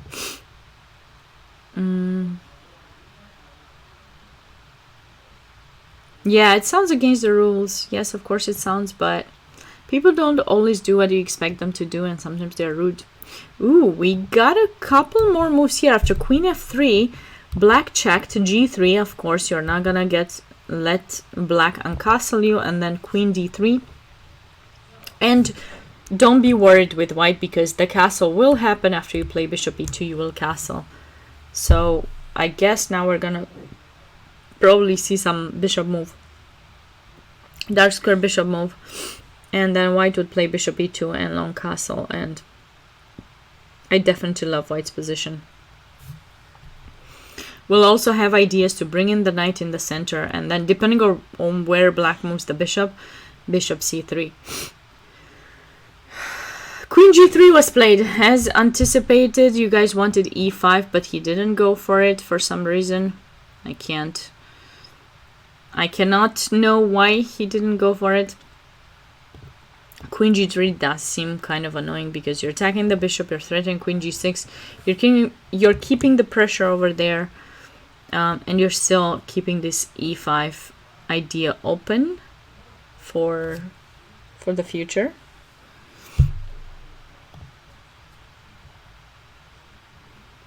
So after b3, black is going for the trade of queens. I don't understand. What is black doing? Probably he's thinking that he wouldn't trade the rooks. Bishop f5.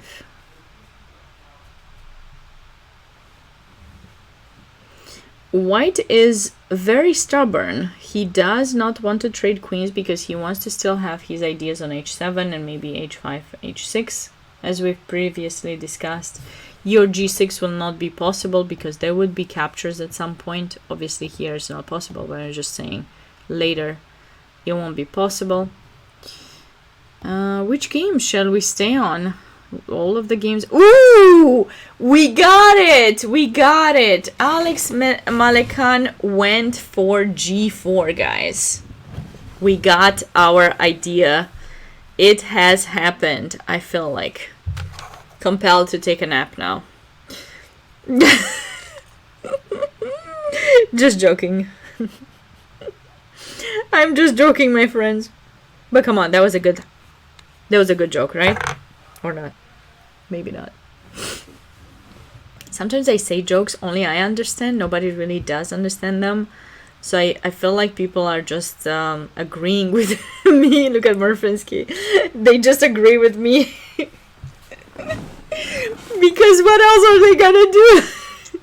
But they don't get the reason why, like the joke. They don't get it. I'm the only one who gets it. And I don't know how to explain it, so that's the worst part. Yeah.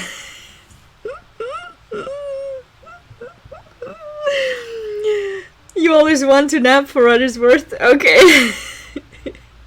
I didn't say I would actually go to nap. I said I deserve a nap because I found such a cool move. That's basically what I was saying. I was not, I was trying to be funny. I don't think it worked. I don't think it worked very well. But G4 is my move. If you guys don't know this yet, check out my YouTube videos. I made 2. I have 2 YouTube videos that are good with how I beat my first WGM and GM. In both of those games, I played G4 at some point. It was completely a terrible move at the time, but hey, I won the games, so that's my move. If you ever give me a board, I will assign your G4 square, because that's my, the square of my heart, if you can say that. I don't know. And whenever I see a position where G4 is possible and is a good move, I just want to play it. Yeah, that was the game. That's the YouTube video, Murfinsky. Yeah, that and the other one was also in a banco. Both of them are in a banco. So yeah, that's it. He played b5. Okay. We are seeing this. It's happening. Or not, because it's a bad move. He's just gonna take a free pawn. Okay, I didn't think it through. Okay, let's think a little bit more before we suggest any more silly things, Sabina. That would be ideal. Maybe knight g2 and h4. Yeah, I like that. I do like that. That is so romantic. Me and g4. Yeah, very romantic. That's the square to my heart is g4. You know how they say, like, if you wanna win a man's heart, you win it through their stomach or something like that, or some saying. I don't know. Whatever. You can't win my heart with g4, but you can show me something beautiful and I'll just appreciate you. That's it. that joke did not really work. I need to stop making silly jokes. That make no sense even to me. Alright, knight g2 and h4, or are we just going for the pawn sack? Not really compelled to doing that. Doesn't seem very wise. Doesn't seem wise at all. At all. I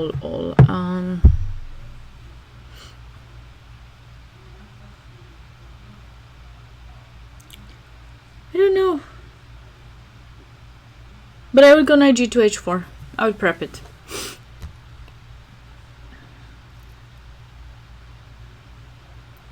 I would prep it like that.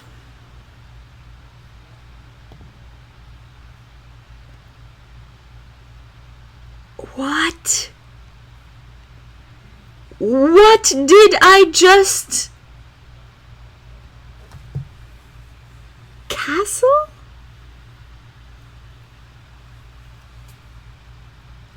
Wow. This is like a silent... Yeah, me too! Is that a thing? What? No, this can't be good for black. Really? It's good for black here? Are you kidding me? Blacks has just escaped?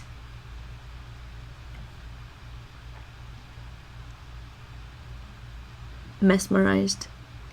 Perplexed. Are there any other words that I don't know that I can use in this situation? Castle, my god. So that's why e5 was a better move, because it was more forcing. And you had bishop g6 check, so he would never castle. Yeah, he's never moved the rook or the king. Dumbfounded, yeah. Mesmerized is probably perplexed. Yeah, but this is like the shock of the century. Castle? Really? It's working?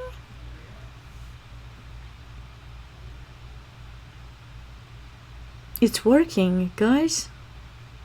No, it cannot be good. It cannot be good. Literally. This move was good? Like, okay. Let's think. Something. Let's...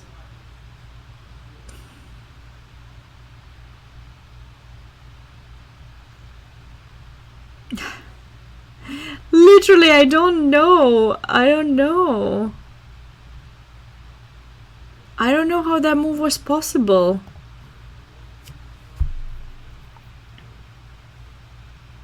Castle?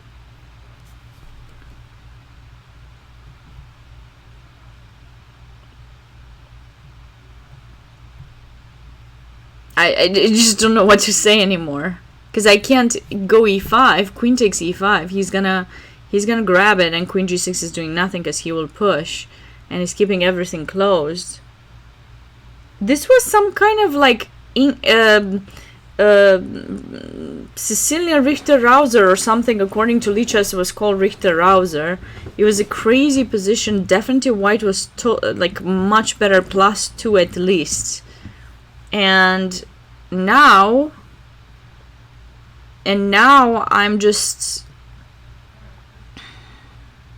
Because even ideas like this don't work now. He's just gonna take it. Okay. He's made a move. Okay.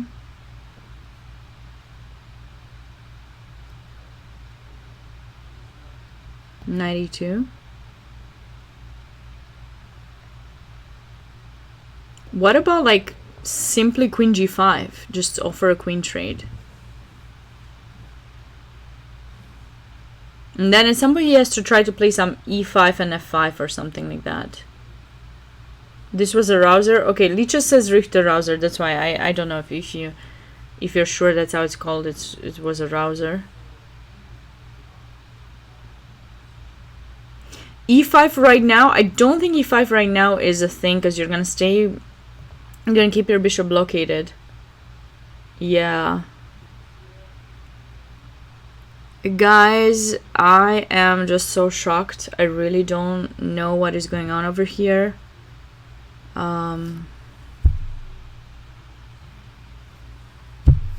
He does sub knight f4. It does sub knight f4 indeed. How worried are we about knight f4? I don't know. But yeah.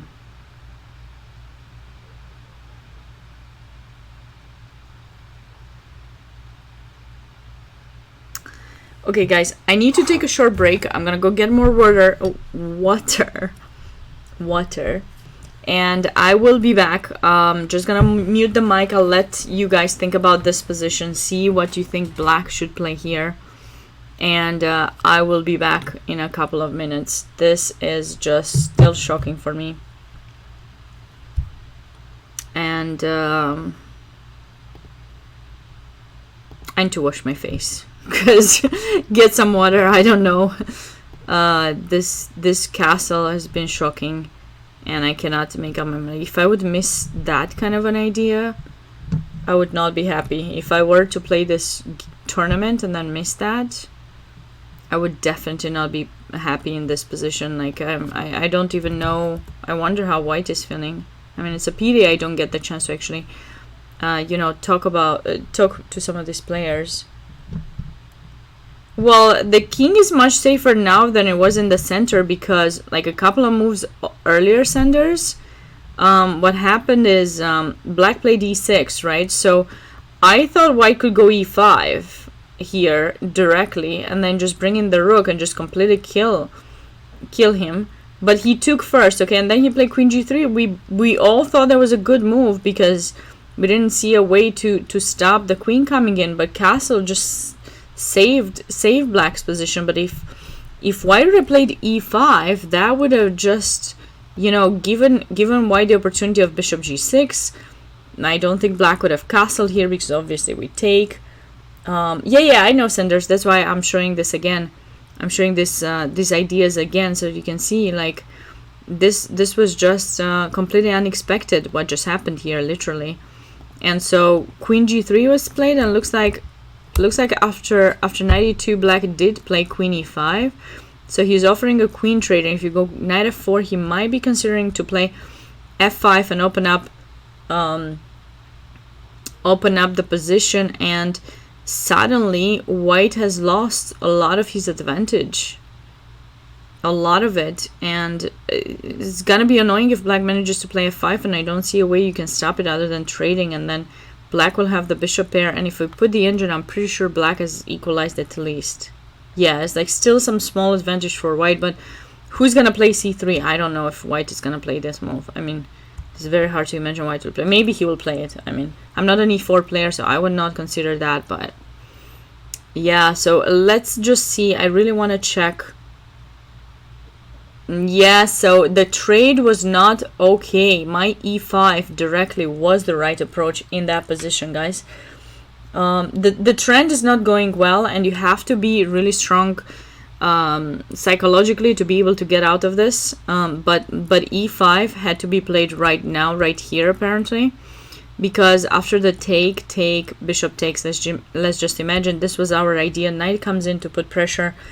And then, you're starting knight d6 anyways. It's very hard to stop this move, because if you capture, there will be bishop takes b5 discovered attack, discovered check to the queen winning material. And then, yeah, after the capture e5, apparently f5, and now it's black who's taking over. Okay, so that's why you had to go e5 here, because black was stuck. He couldn't do anything. So, okay, we've seen it. We've seen it. Now, again, this is a very tough position. I think it's possible Nicholas might come back and actually be able to take down his opponent if he's managing to get from that such a difficult opening position that he's gotten. Very, very difficult. If white finds this, kudos to him. But if he doesn't, black will play f5 and he's got at least equality. What a position, literally. I will let you guys with that position. Looks like here after b5 white played queen g2. I wonder if he wants knight f3 and an h4 to support the g5, or maybe he just wants g5 directly. So black played knight g5 and we're waiting here. This is an idea that you have to be careful not to lose that pawn. Maybe takes and knight f3 is an idea, followed by h4. We'll see what white chooses to do in this position, but I think this is the most important one. So I'm gonna leave you guys with this position while I take a tiny little break, wash my face, and I will be back. I'm leaving everything as is. Don't go anywhere. I'm just muting the mic, and I'll be right back. Thanks for staying tuned.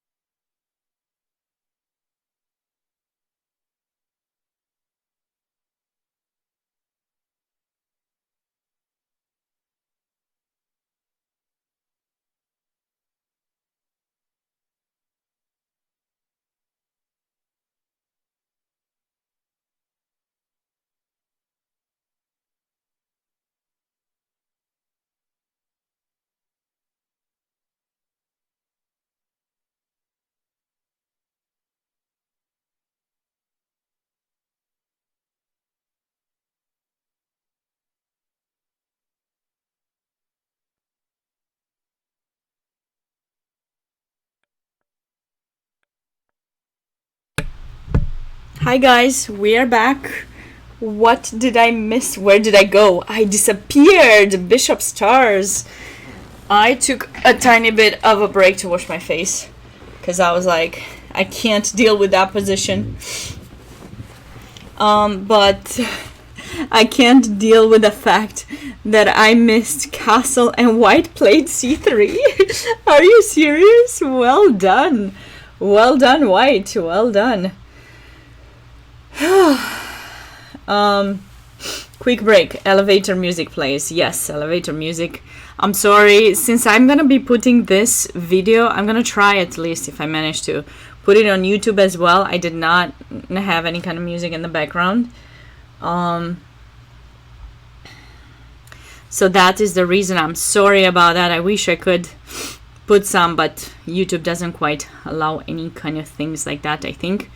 So we are stuck with music-less positions.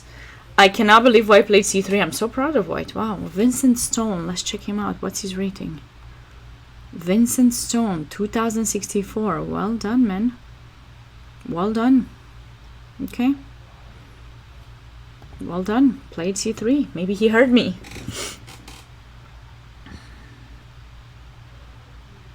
You don't like that black has the isolated pawn beside the h pawn? Are you talking about? Well, that pawn... That pawn will never... Nothing is ever gonna happen about him. Ever. Ever, ever, ever. Nothing will ever happen to the h pawn. Let's not say ever too soon, because you never know. But poor Harry. Yeah, it's not that bad. That pawn is not that terrible, I think. He will have his day. He will. The fun thing would be if that pawn will actually be the winning pawn, you know. Or we're gonna come back to this moment in time and be like, some of you will be like, remember when I said that? I was right or not, who knows. Yeah, it could be vulnerable for white, for white to attack it, yes, for sure. In some endgame, that pawn could be a pawn for white to attack, but it also could be a good pawn for black later, who knows. So it's hit and miss, depends. I like bishop c6 for black. He is not in a rush putting pressure on the pawn in e4. And now I guess we might see some kind of queen move, maybe queen h4. Try to protect the pawn. I don't think we would see a queen trade. I don't think queen trade is in white's favor. Maybe queen h4. Although after queen h4, maybe queen g5.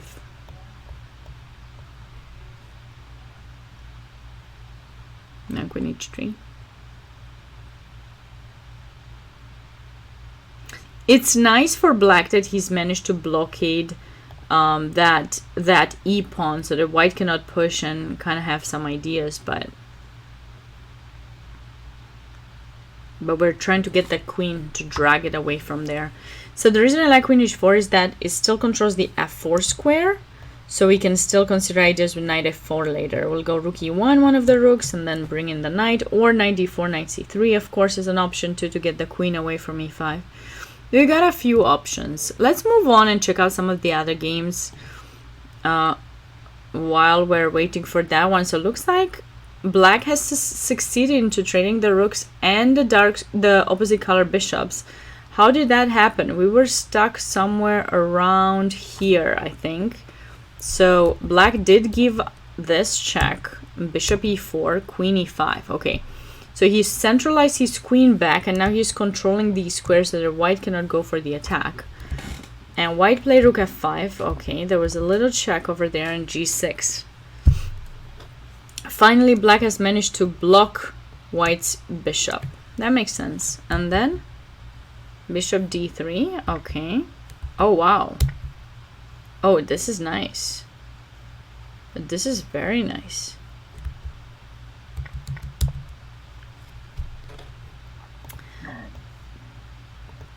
Threatening a mate in 2, queen g1, queen h1 mate. So white found himself in a situation of sacking the rook. There was no other way, I guess. Yeah, if the rook was not hanging, of course white could play this move and then he would just stop, right? He would stop the mate. He is stopping it, but unfortunately his rook is hanging, and this is just a check, after which white has no more checks and he stays with the piece down. So bishop d4, rook f1 was played, and this is the position. Black has an extra pawn in a queen endgame, which should be winning for black. But let's see how he's gonna manage to do that. With white, you have to be careful not to allow the queen trade, because definitely the king and pawn endgame will be lost. That you can be sure about.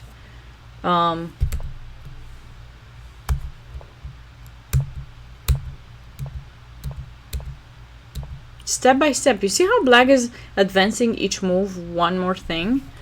That is nice to see, literally. He's not in a huge rush. He's not in a huge rush, he's just improving every move. And now g5 was played, interesting.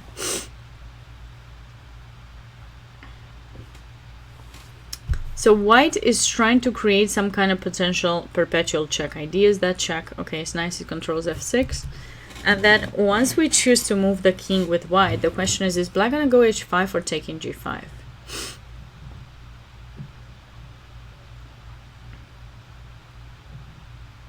h5 would make a little bit more sense to still have ideas, but how do you keep progressing? It's not so easy. White has done a good job of keeping those pawns blockaded. f6 should be a thing, but I'm not sure if it works now.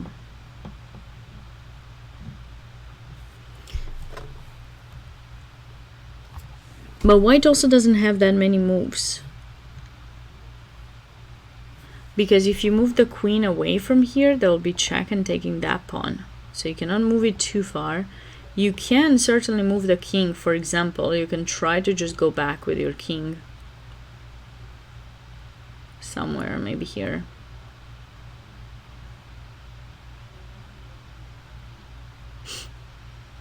But then there will be check and you lose that pawn. Use white in Zugzwang here.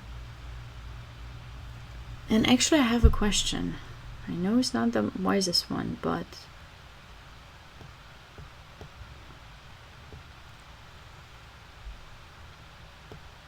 is white lost after this move?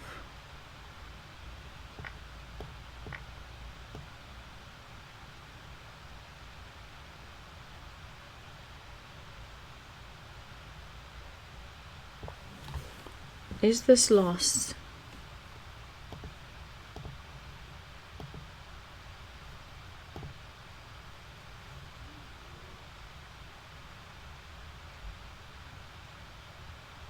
Because white's king is more advanced. Yeah, should be lost. Should be like forcing the trade. If you get to play g5, you'll manage to. Okay, that's pretty easy. I don't know why I'm so yeah. Obviously, you're right. Yeah. Yeah, this is definitely lost. These are mine squares. Okay, it's simple loss. Yeah, you can't do that. You cannot trade queens. That's very simple.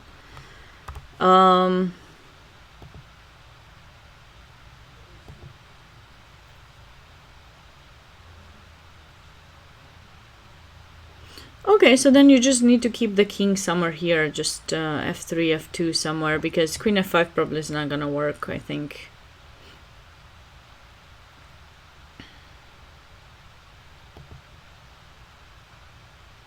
So white should just make sure to keep some activity and the possibility of giving some perpetual checks. That's what we expect to see, I think.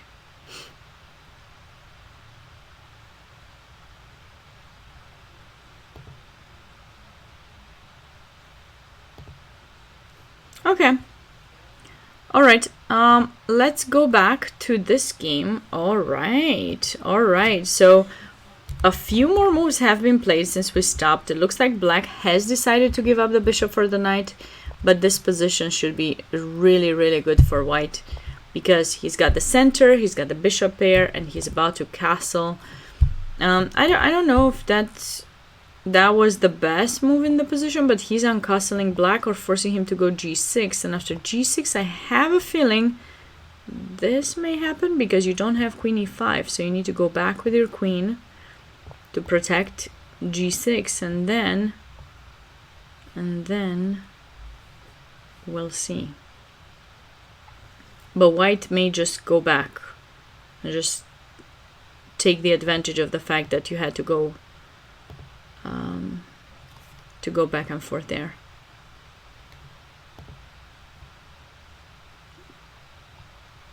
Even this may be annoying at some point. No, this should be good for white. Alright. Ooh, we got that h4 going, guys. Bishop takes g5 was played in that position. So white didn't want to wait too much of time and move the knight and play h4. So he went queen g2 with the exact same idea, because he had both the bishop and the queen controlling the g5 square. So knight g5 had to be played, or f6. I guess you could have played f6, but black didn't want to maybe allow the knight coming to g6. So he went here, white took, and knight f3, attacking the pawn. f6 only move to protect it, and now he went for h4. Definitely grabbing the first opportunity he had to open up black's king side. You have to take. You have no other way to keep your pawn defended. Have to take. And now white did not rush to grab that pawn back. Instead, he went for g5. Very interesting and nice. He's not joking around. He's definitely going for the win, and he's the one who can catch up and finish on second place. That would be really amazing for Alex Malekan. Definitely going for it here with g5. I love that move. This pawn in h4 is in white's territory and can be captured pretty much any time, so that's why he just went for it. Yes, GZ, welcome back. Yeah, this is the last round number 5. Timur Garev drew his game pretty fast against Junior Levia Rivera. Timur is first with 4.5, sole winner of this 27th edition of the Space Coast Open Chess Festival. And we are waiting to see how many people are gonna tie for second place here. Alex Malekan is one of those people. He's on 3 out of 4. And he's lost the first round, but then he won 3 in a row, and he's trying to go for it. Threatening to take there, ideas with knight h6, that pawn is hanging. Let's see if black manages to find some way to defend himself. Knight e7. So, okay, so when you're being attacked, it's nice to try to find ways to trade the opponent's pieces. If you can, that's what you have to try to do, but it doesn't always work. The plans don't always work. I really want to make this move work. The point is, if he takes... Yeah, I'll show it to you guys in a second. Takes... No, we can't. We can't be that aggressive. No, because we don't have the check. No, let's not do it. Let's not be that aggressive. What about takes?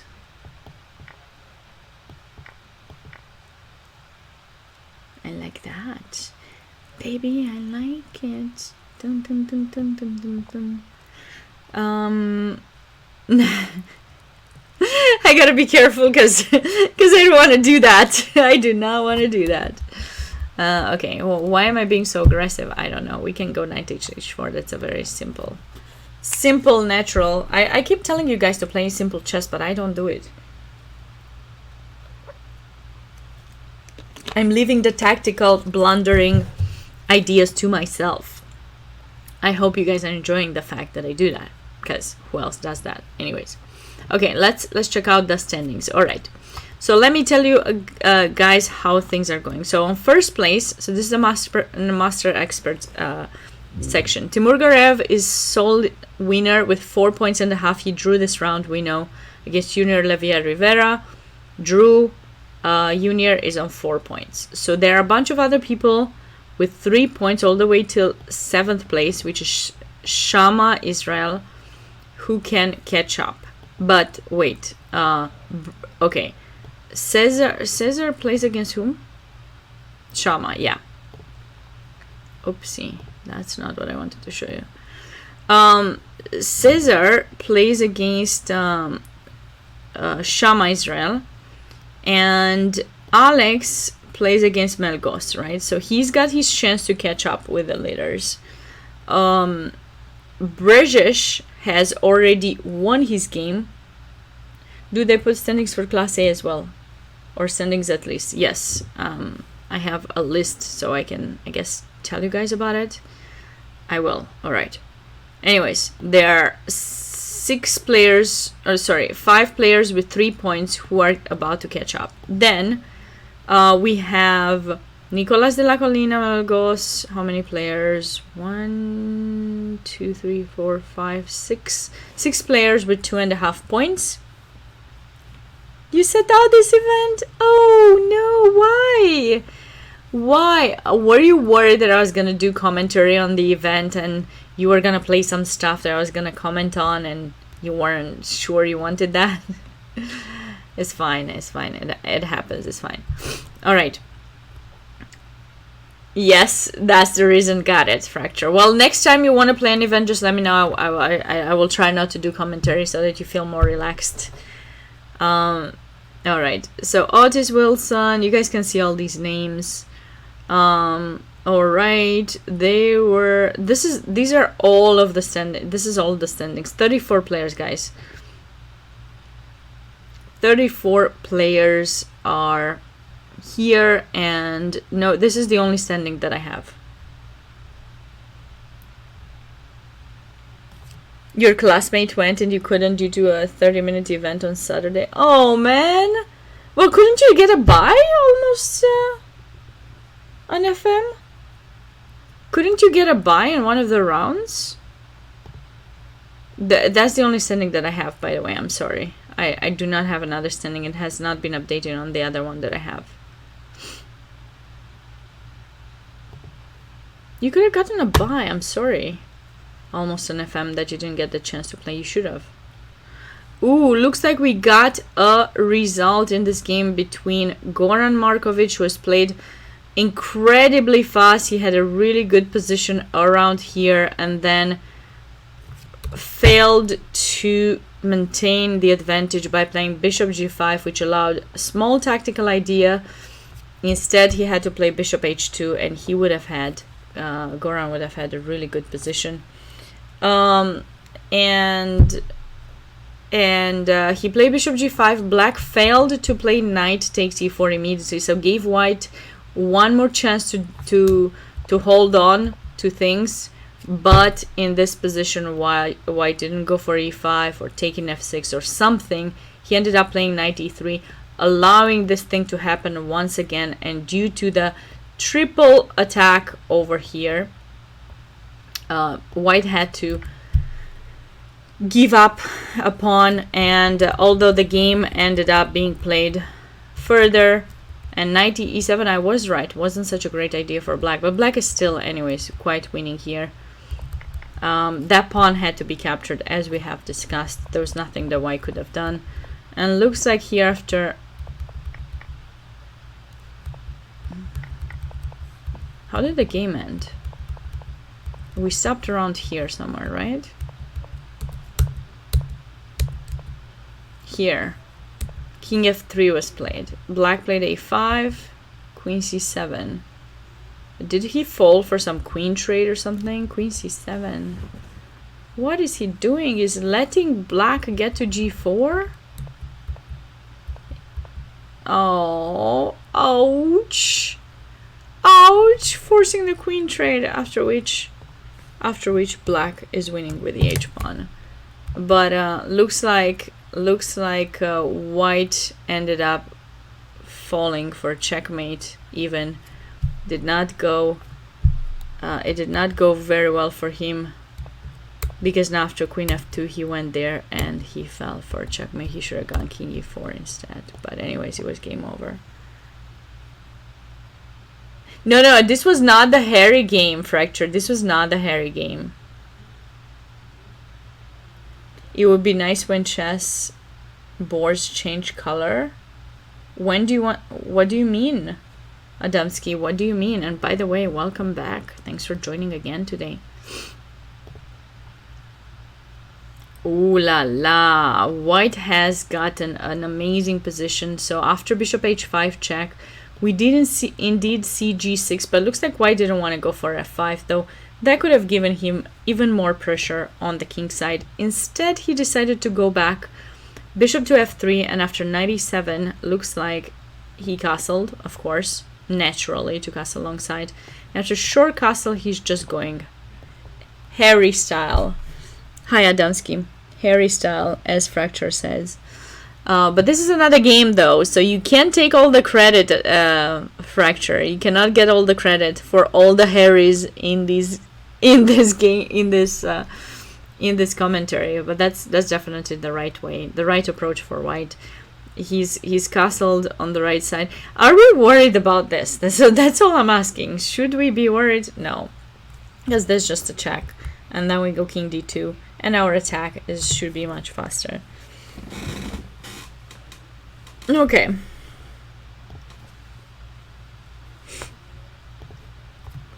So after knight e7, looks like white decided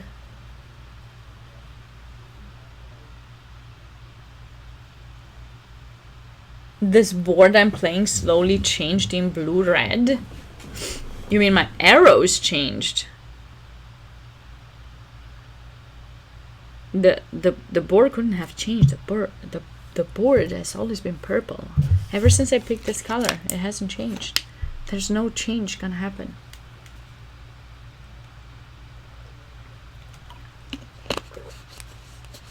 It's now or never. Keeping the purple. So he played queen g4 here.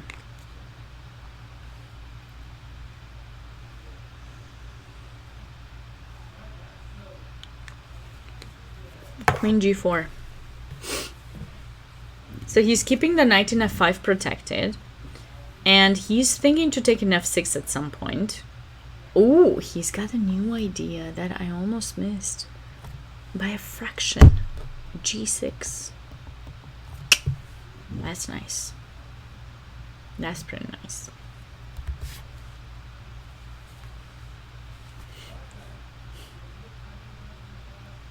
It is. It's good to hear, Adamski. Good to hear. So it is mine as well. I like blue too, but purple is the new blue. You know how they say orange is the new black or something? Purple is the new blue for me. Queen g4, I love the idea. I love the idea. Or knight takes h4 was the other thing. But he's definitely pressuring Mel, and Mel is the one who's had a tough loss in round 4 against Junior, right? So, not your colored neck. I'm sorry. Your chat though does appear, however, purple. The name of your username does appear purple, so you might want to change that if it's not your color. Who's gonna believe you otherwise, right? I mean, you're showing up purple on my chat. I don't know. Maybe you're showing up another color on yours, but you're showing up purple, so I don't know. You might want to change it if it's not your... You changed it. Okay. Cool. Well done. Well done. I'm glad I taught you. I taught you something. Come to my channel for the chess. Learn about how to change your username's color.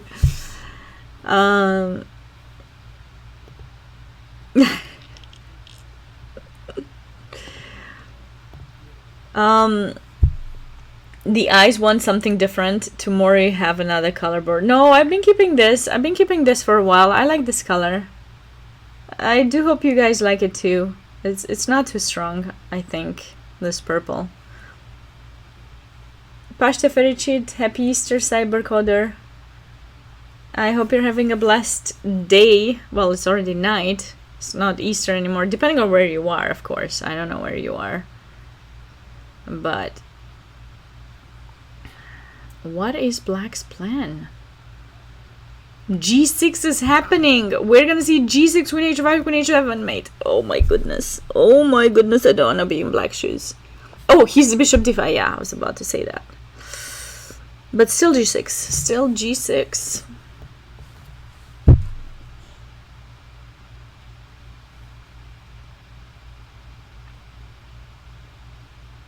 What's the defense?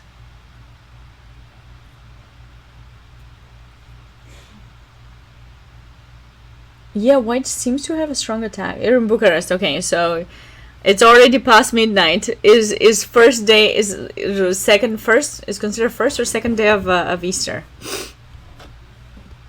I guess you're still enjoying it. Well done, Cybercoder. Well done. I hope you had some delicious food. For me too. Extra food for me. Yeah. I guess maybe some people are going back to work. Okay, G6, you want to take, and then if you move the bishop, we go Queen H5, and then are you escaping? Nah, not quite. You're escaping a little bit, but not quite too much. Check, or check in here, or check, bishop F8. Okay, he played it. Sarmale. Oh, okay, what about Pasca, Kozonak? Those kind of things.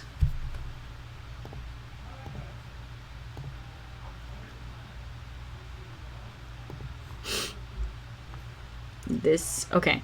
I can only anticipate something like this. And takes at some point or not takes, and then maybe not takes. Maybe just bishop there, Queen H5, King F8.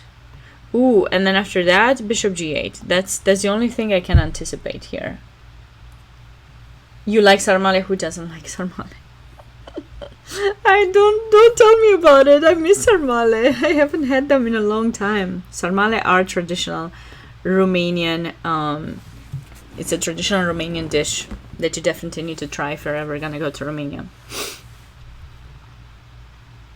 This is a game between Alex Melekan against Mel Goss from the 27th Space Coast Open Chess Festival. Last round, round number 5. And that is the game. This is the game.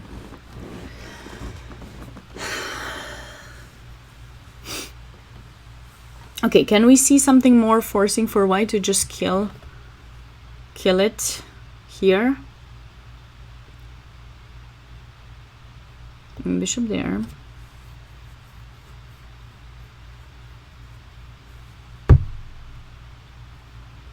What if we go like rook here and then just try to sack?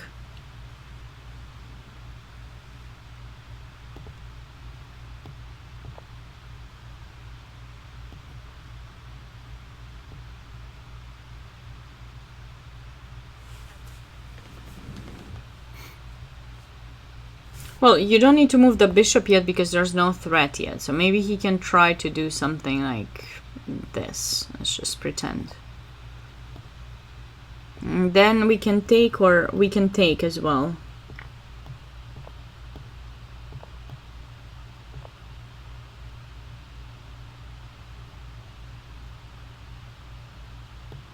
But now that's gonna be possible. So he defends. Now we need to find some other ways to improve here. How did I become a commentator for this tournament? They were looking for a commentator and I asked them if they wanted me to do it. Someone from US Chess Federation put me in touch.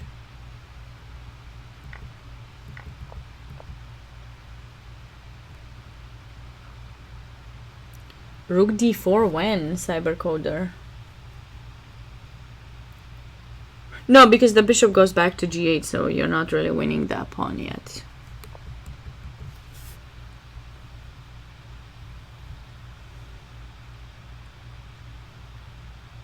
Twiddle, welcome back.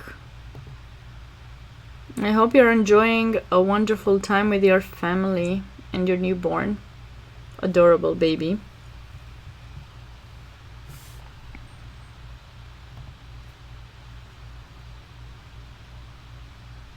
There are many ways for white to get knight g5. Yeah, knight g5 is possible. No, I want to go rook d1 and just take that bishop. That's what I want to do. I just don't know when to do it, but I feel like I want to do that.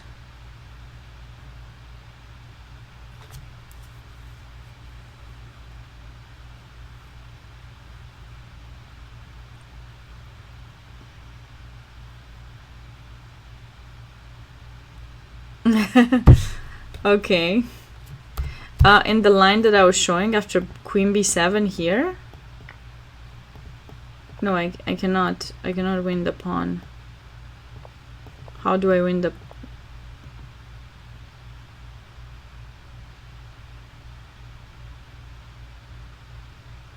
Yeah. Open the second front, get rid of the pawn, get the bishop over there, and just mate or something. Rook c1, c4. Yeah, I mean, you don't need rook c1, you can just play c4, but he's gonna go b4, so that closes down the things. We'll get back to this game. Let's see whatever happened in these other ones. So it looks like after c3, bishop c6, white did go knight d4, left the queens to be traded. Black finally had to trade, and now bishop there. All right, so how do we evaluate this position? Whom do we like? White is putting pressure. Black didn't manage to trade that yet. He's messed up his pawns over here. The bishop needs to stay to protect h5 though, but he will be brought to g6. I'm assuming we'll see one of these two moves now. Probably rook d8. If rook c6, there's knight d4 forky. So you have to go rook d8, but there's still knight d4, and then maybe something to protect. And then we'll go there.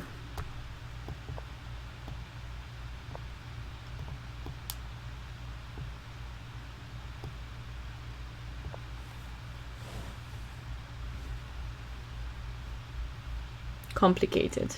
Very complicated.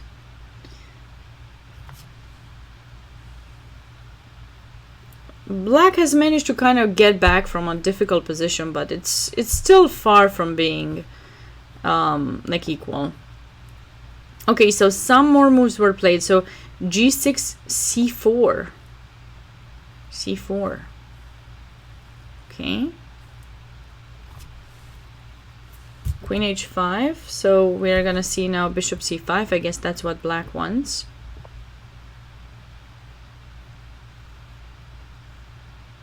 But the thing is, now white can play rook d1.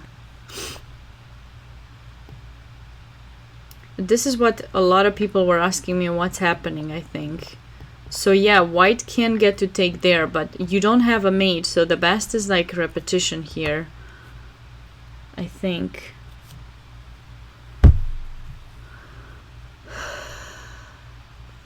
Or give a couple of checks and push g7.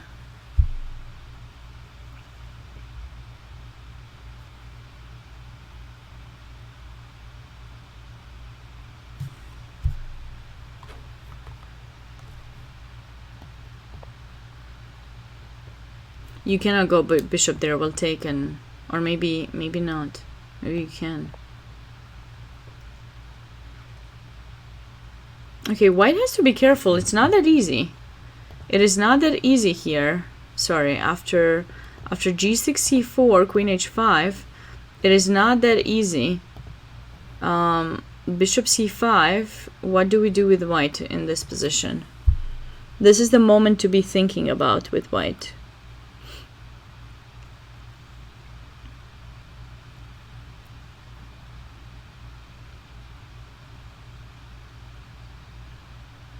No, there's bishop f8, Marfinsky. Always bishop f8, that's the problem.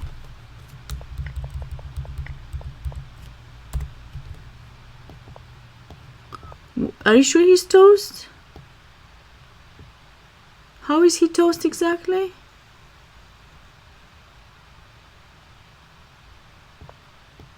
Yeah, you can, but what do you do about this rook? I mean, okay, you have to take there too, check. Okay, we'll admit that. Okay, and then you think you have enough? I don't know, because I feel like... Sorry, I feel like he's controlling that.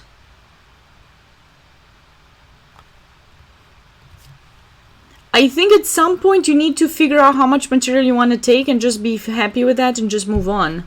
And just have the extra material. You still have material down right now, actually. You know, so takes, let's say, with the queen, and then you take here. You don't quite have a lot of checks. So if somehow black manages to get in that queen to attack, maybe even bishop g7, I'm not sure about this. Yeah, you get a couple of pawns, but I do have an extra piece. If you don't manage to play f6 or something, maybe you manage. I don't know, maybe you manage to do that and something and take everything. I don't know. I'm gonna try to trade.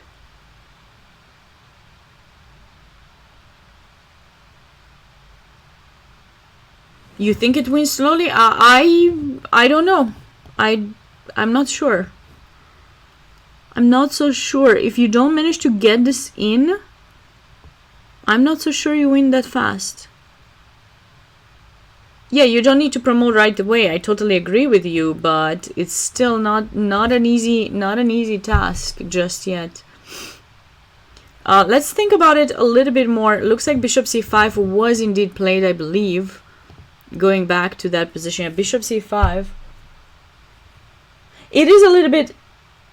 Yeah. We did sacrifice a piece. So this knight in f3, you might be letting him take it when you go rook d1. So you have to think very well if that is something you're comfortable with doing, right? Because of course you can just not sacrifice anything and just go for the check directly right now. And then he's going to go bishop g8, of course, because he's not going to let you take in g7 as well. And maybe here we can come up with some idea, maybe taking here. I mean, maybe this is better for white. As long as you don't allow potential ways for black to come back into the game, because there will be ideas that black will come up with to be annoying here, like bishop takes f2, rook coming in. I mean, there's definitely stuff that black is considering to do here as well. It's not game over. So knight takes e5 is one approach that I had. Another one would be knight g5, try to go knight h7. So we are definitely sacrificing and trying to do something, but I don't see, no, that cannot be good. That cannot be good. So yeah, is not enough. I mean, it's nice. It's nice. I'm not denying the fact that it's nice, but it's not game over just yet, as we were initially thinking. Yeah, bishop f2. It is. No. There was a pawn in e5, Marfinsky. There was a pawn in e5. You couldn't do that. You could not. That's why I was saying it. There's a pawn here. I saw it. Don't worry. That was the first thing I thought about. But no, there's bishop takes f2, king takes, rook coming in, queen check. It's scary. It's scary. So let's try not to give anything. Let's try not to give any sense. So let's look at this line again. So we go rook d1, potentially this one, because now we literally want to take. So he's not gonna be able to do stuff like that. Like, just to be clear for everyone to make sense of what I'm showing here. There's check, and then you even lose the queen. So we do have a threat with rook a1 we want to take. So he cannot move the king and he cannot move the bishop, because if he moves the bishop somewhere, then obviously this is gonna be game over as well very soon somehow. I don't know how, but it will be game over. You can just take probably, and then rook takes. Even if he takes, like, that should be winning for white for sure. So after rook d1 he's gonna take. So the question now is, what do we do? I mean, we could just recapture with the queen. Why are we getting so desperate to win this game immediately? We don't need to get that desperate, I think. We don't need to be desperate. We can just take it back in f3 maybe.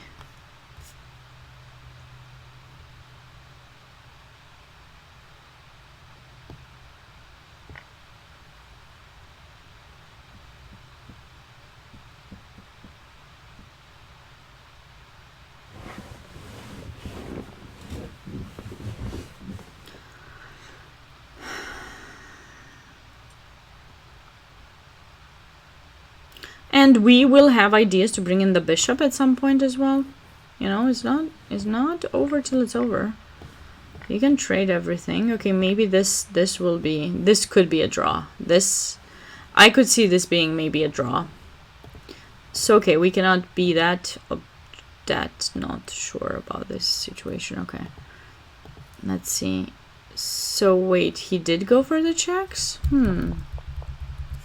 But now bishop g8. Did he miss bishop g8, or what does he want to do against bishop g8? b3 maybe? Or he wants to take back now here? Not such a big fan. I really want to double check our line and see if what is the engine is saying. Bishop g2 actually here. Rook d1. So that was it. That was the line. So I was right. That was leading to equality after trading everything. So rook d1 wasn't working, but knight d2. Wow, this is a cool idea. This is definitely a cool idea. Knight d2 coming to e4. You're giving the checks after and then bringing in your knight. That's beautiful. That's beautiful. Okay. But he went for the check, and this, according to the engines, is pretty equal after queen takes. Rook e4. What is he doing? Oh no, I think white messed up. White messed up this beautiful attack. Oh man, it's tough. It's tough where you gotta play for the win. It's not so easy. You gotta keep your calm.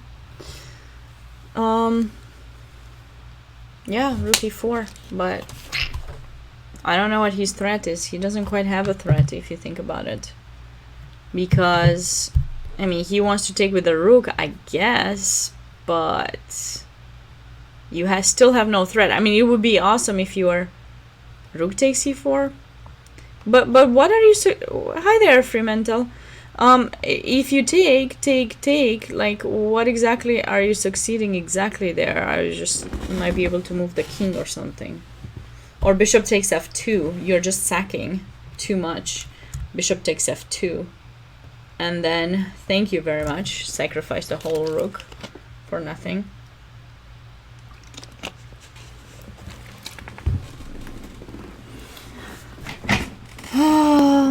Yeah.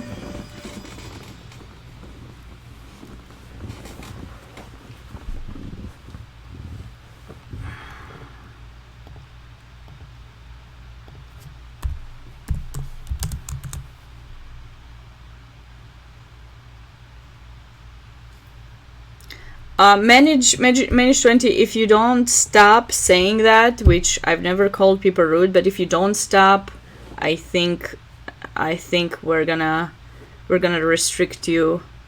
It's already getting annoying for you showing up on stream and keep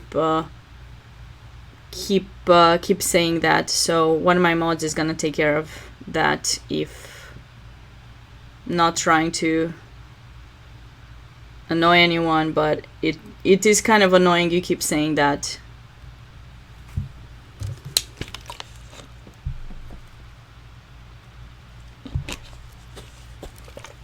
So I feel that in this position, just trying to joke, okay, well, the joke worked one time, 2 times, but at this point, I'm not taking it as a joke anymore.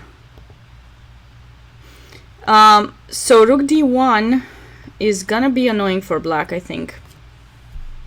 No, you're fine to joke, just don't use that. I mean, literally, I mean, just make another joke. There's so many jokes you can make. I mean, you're coming up with one that I didn't even say. Okay, so in this position,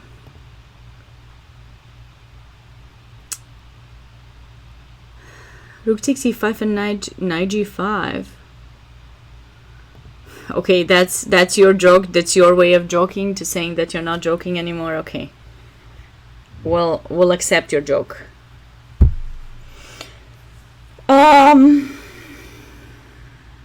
Rook takes e5.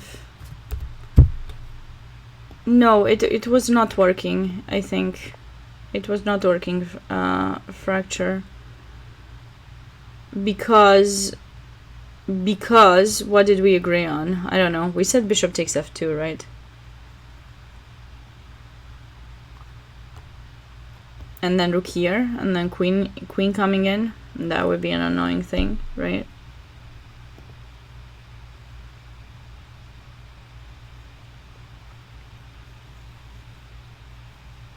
What would be your long boring move, Neg? What would be that?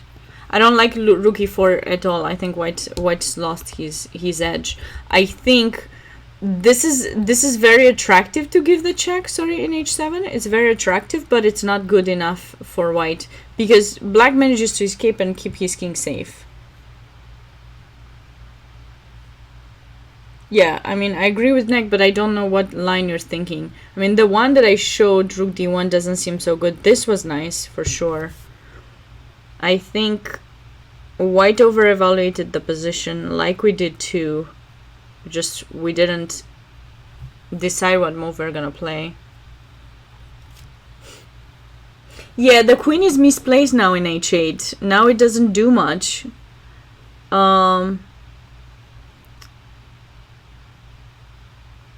Bishop g2. Yeah, I like bishop g2 as well. Yeah, but it's definitely no checks. Bishop g2. I love this. Yeah, bishop g2, knight d2 to bring in. Yeah, he can use some improvement moves, and anyways, like, he can wait for black to do that, then he can check if he really wants to. But the FM, which FM? Cesar, we did not look at that game. Ooh, this is, yeah. He was winning. We did talk about this game. This has gone completely crazy after we stopped looking at it. So we did see that h4, and I did say that black would take there. Yeah, he's winning. But you mean he winning the game and finishing second shared second place. And then h5, beautiful. 3.5? No, he has 3. Sorry. He has 3 points. He had a draw, and then he drew last one too. He has 3 out of 4. So he cannot win. Yep. The casual player, welcome back. How are you doing? Did you prep a good big good tea, delicious tea, chai tea? H takes g6, beautiful, and then black is trying to break in the center, trying to somehow get to win something, but no, that's not happening. Rook f7, f5. I love that. Now he can come back on this side of the board. Yeah. The bishop has to go somewhere, of course, and then we can go e5. He takes f6. Oh my god! Look at that! Look at the beautiful thing. Not yet. No, it's not time for tea. Got it. Well, hopefully you had a good dinner. Sorry, lunch. Dinner is gonna be for me after this tournament is over, and we'll find out the winners. It will be dinner time. Yeah, I just love the idea. I just had to show it. I don't know if this is what's gonna happen, but I just love the idea. I always love when you push one pawn and then he does something and then you push the other one. It just seems so annoying. Super annoying. All right.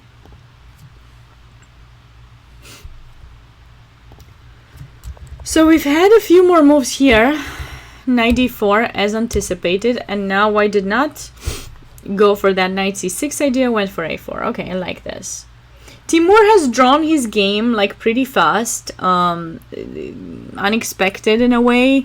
He had a much better position. He missed some opportunity, and then the position got completely closed down. They drew in about half an hour. So that game is over. We got 3 games left to look at, and yeah, but Timur is winning the tournament anyway, so I don't think he had to push for more for this tournament. Winning was the tournament was probably the goal, and he's done it. He also had a beautiful simul. I'm not sure if he won all of his games. I haven't received news about that just yet, so I don't know. a4, beautiful. Beautiful break for white now.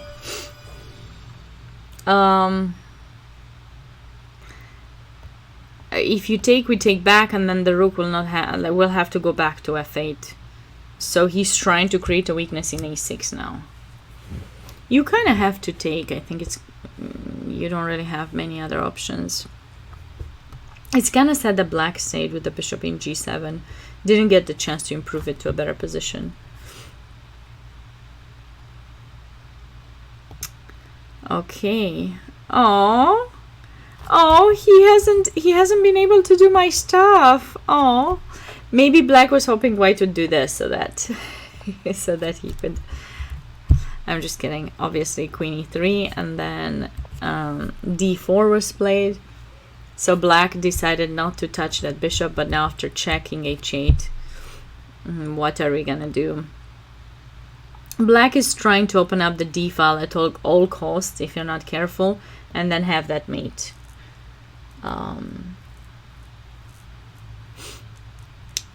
If I were white in this position, just for the purpose of coolness, I would probably go rook takes. I hope it works. Let's see. If you take, I mean, what else you gonna do? The check. My rook, sorry, here in h1 is super protected, so the check does not help you. So you would take, probably takes back.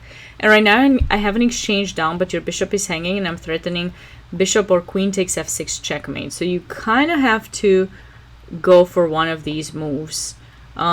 Giving two checks would be a possibility. I don't think it's gonna help much. Now I could probably just go c3. Okay, that's stuck over there. We still are threatening mate. You have to go rook f8. And I feel like we can just take and it is game over. Just for the purpose of it being cool, I would go rook takes d4. There are probably other ways for white to win in this position. Even taking probably works, but I wouldn't give up this bishop. There could be some check and takes with check. Super duper over, yeah. What's my word rank? I don't know. Somewhere in the back. I'm not high rated at the moment. I lost a lot of rating. I lost almost 200 points in the past 5 years or so.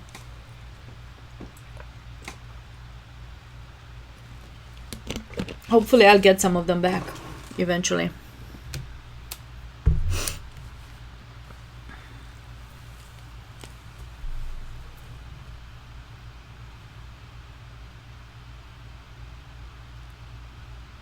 Rook d4 is the kind of move the hand just makes, yeah.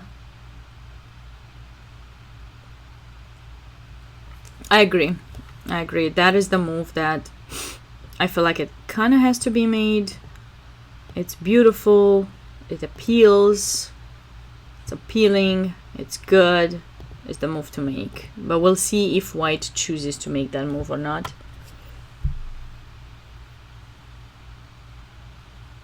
I would go for it. We'll see. We're still waiting. White still has 25 minutes to make up his mind. After a4, no moves have been played from black in this position. And looks like, yeah, after rook e4, black did find that cool idea. Trying to trade one of the rooks and give himself some space. This is gonna be a little bit annoying for white. Rook takes h4 is not helping that much, because you don't have much threats. You're kind of stuck. And those kind of things are coming.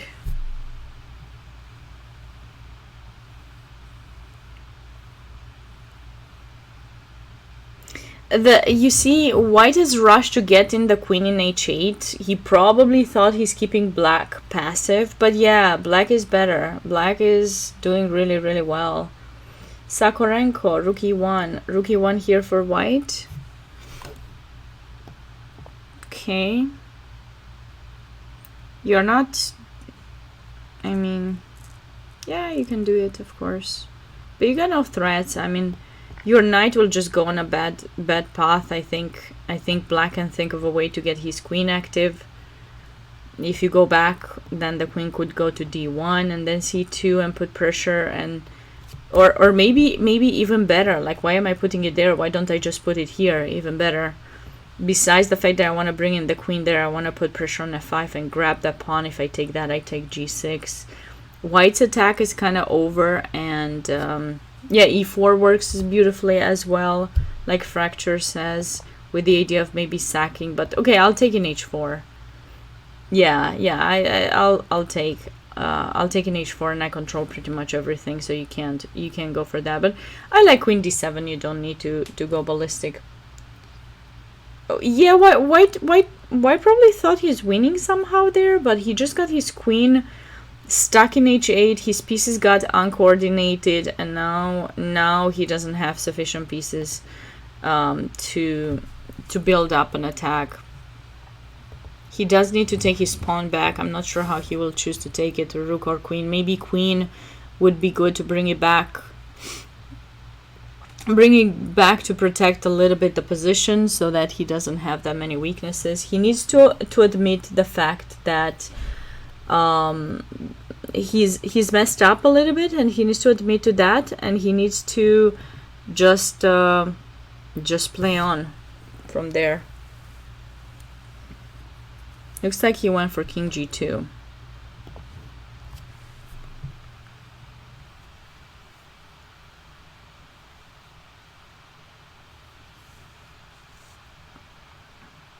Okay.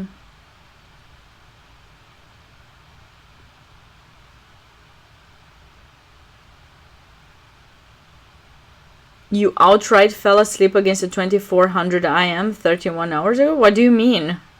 What do you mean, Sakorenko? What does that mean? You fell asleep during the game, or you fell asleep before having to play them, or what exactly? During a blitz or regular over the board? What?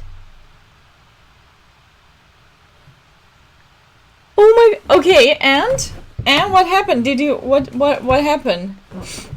Did you wake up super relaxed after that?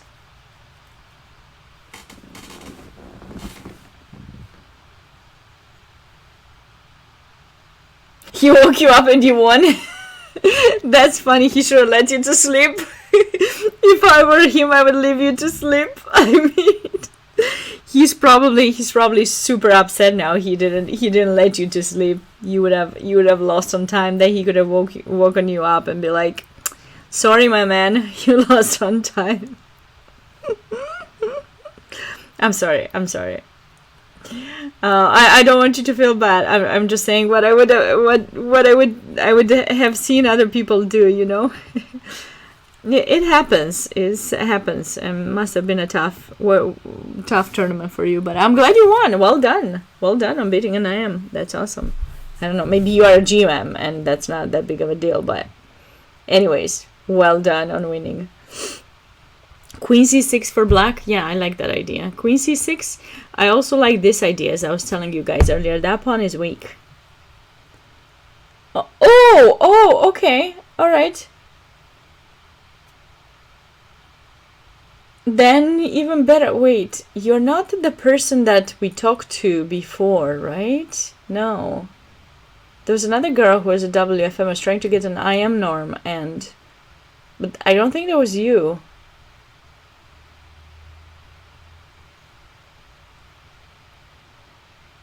Anyways, well done. Okay.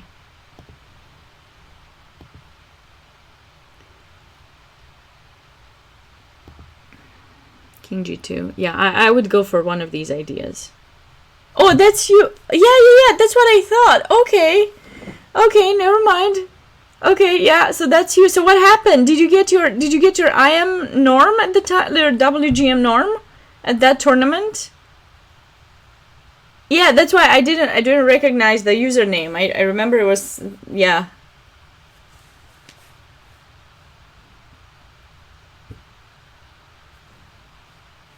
Queen c6, then if the rook moves, rook 6 f1. Yeah, that's true. Queen c6, but the rook will not move. He will take. He needs to take that pawn. Oh, I'm sorry. So you're playing another tournament now?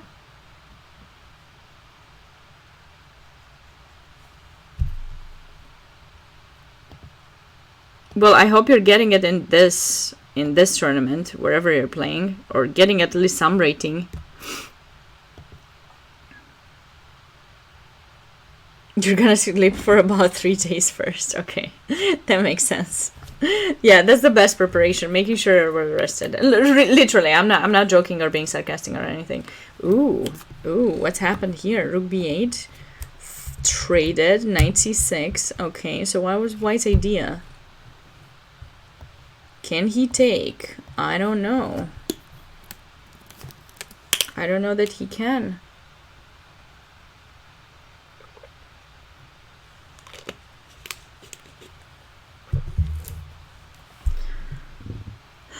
Where is he gonna move the knight?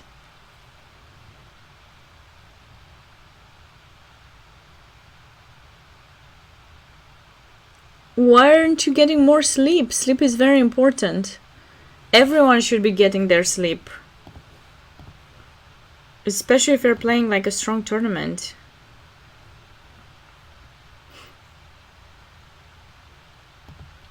I can't go on more than 2 coffees a day. I start having heart palpitations.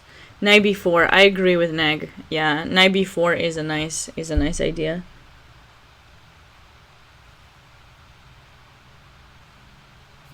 You guys, if you wanna get to be a stronger chess player, trust me, you need your sleep.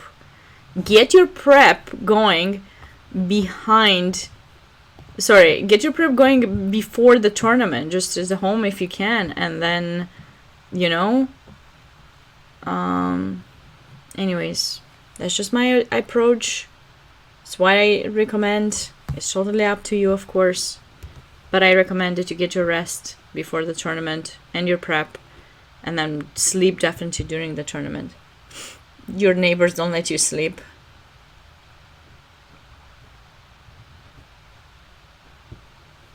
I'm sorry I have to deal with sleepless neighbors. You know, there was a movie called Sleepless in Seattle. That's a nice movie.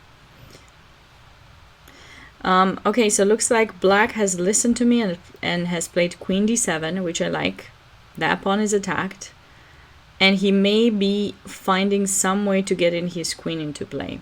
He doesn't have sacrifices or anything. Oh no, he does actually. Besides queen takes f5, black does want to take here and then bring in the queen, which is check rook knight. So you can save both of them.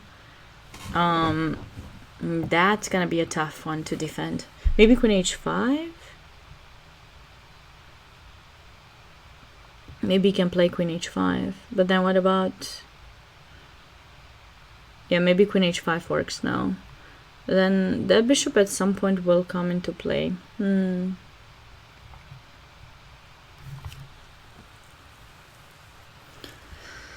Okay, let's move on. We're still waiting on this move. We're expecting knight b4 in this position for white, but we'll see.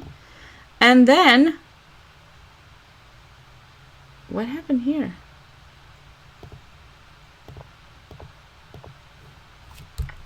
What happened here? He took the bishop? He didn't do my move? He didn't want to play my awesome move? Why? Is there something I'm missing, my friends?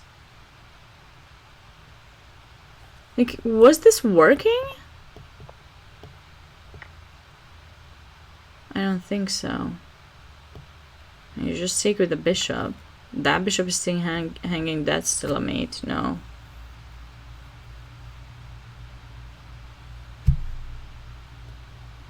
I'm just like bishop d5 here. I take. Mate.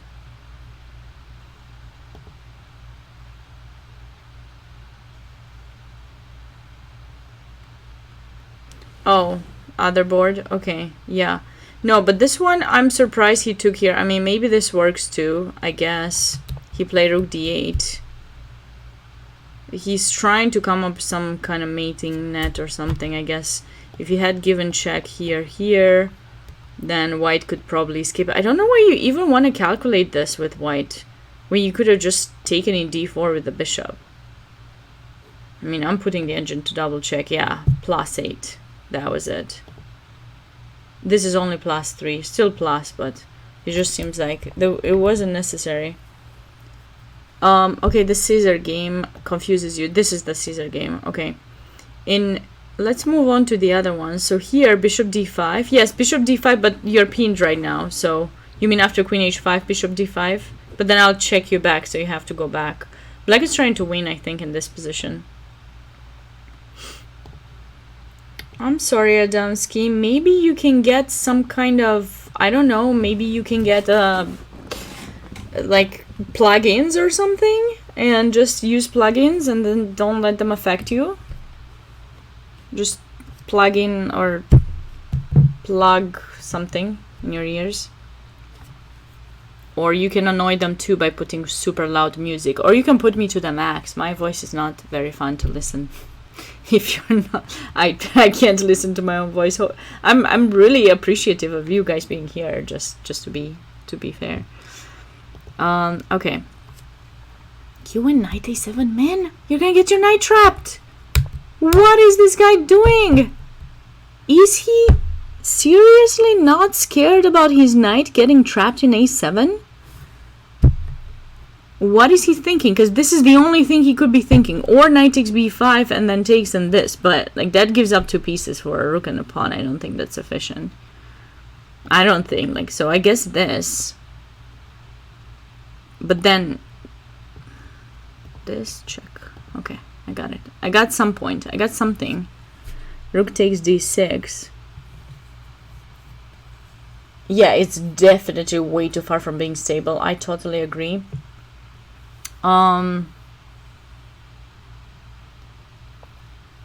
Okay, he played rook a8. Okay, but then knight escapes now. Does he? Does he really? Yeah, he does. He does escape. I don't think that was wise. Oh, wait. No. He does escape. Is the escape route? There it is. What did he do? No, rook a6. Why do you do rook a6? You do lose your knight. I mean, you don't. Man, that's annoying. He wants to be sneaky. He wants to be very sneaky. Maybe rook a6 works too. But why would white allow himself to be so stuck? Knight c6 works too, though. Because I'm threatening knight e7 and that. I did show knight b5. I did show knight b5. You mean here, knight b5?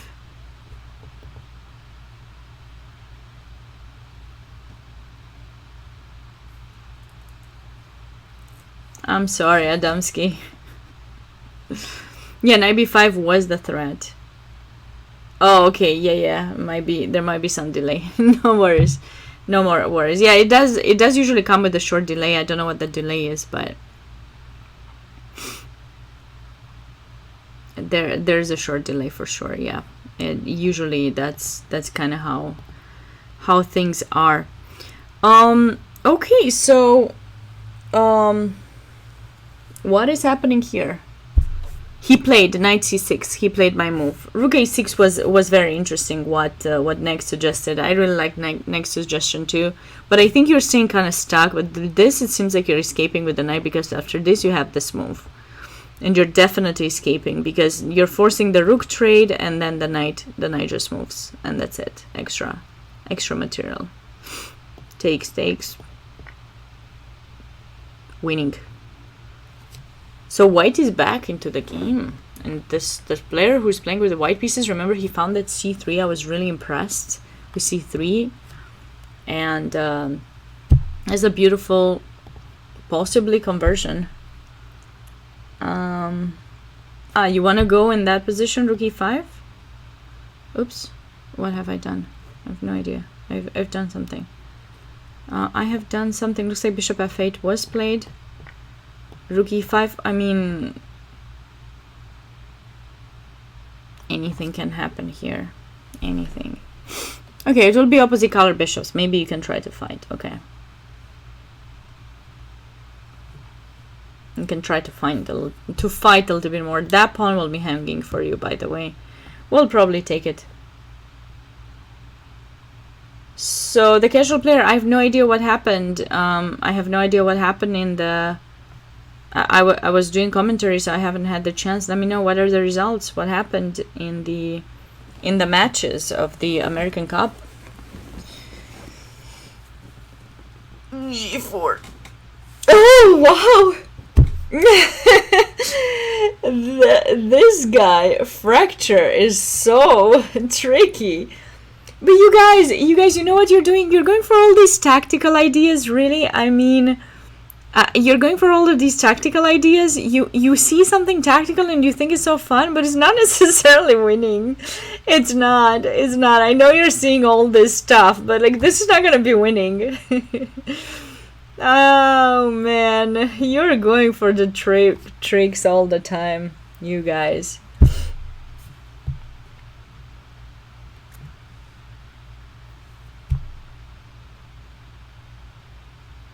No worries. It's drawn. That line, yes. Here, I don't know, here. Rook e5 makes sense. Rook e5 or rook g5 to try to get... Probably rook e5 to make sure you keep that pawn protected so that you don't let me take that pawn. I would take it with the bishop and then keep the knight. And probably white could play for the win. You should have played the tournament. I don't know. You should have played it. And if you had something going on, you could have taken like a bye, you know, and then you could have taken the bye and then play the tournament. I don't know why you didn't.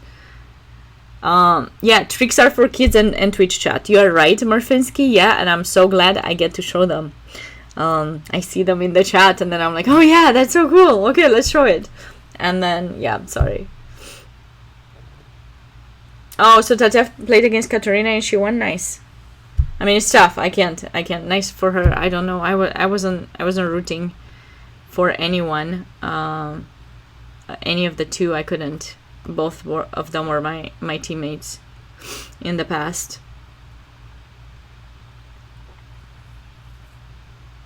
You want to fall asleep live on Twitch? Oh no, you don't need to do that. You need to try not to fall asleep. You need to try to get your rest. If you're playing tomorrow, go get your rest. Don't stay on Twitch. Okay, so rook d8 could have happened. Yeah. No, it did happen. And the knight takes, and now we're waiting for this move to be played. Yeah, posture check would be good from time to time. Yeah, you guys are right. I'm really trying to stay straight, but it's not really working very well for me. I always get so excited and moving. I think it's a European thing. Europeans move too much. If there are other Europeans on stream, they will agree with me. Rook e5 was played.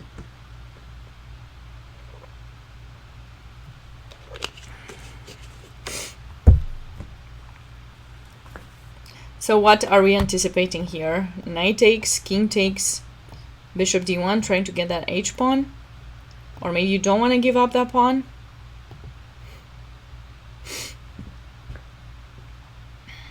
Maybe you go bishop c2 and then you try to go b4, bishop d3, bring in the king. Something like that. I don't think you want to give up this pawn and allow black with two connected pass. Well, they're not really pass, but...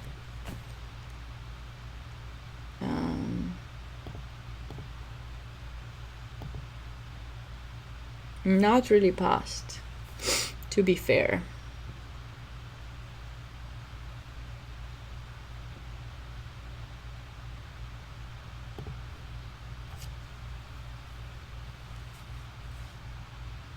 Wait, she was streaming?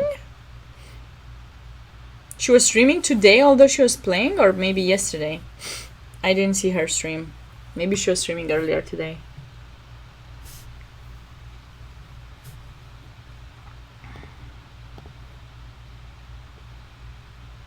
Rook e1.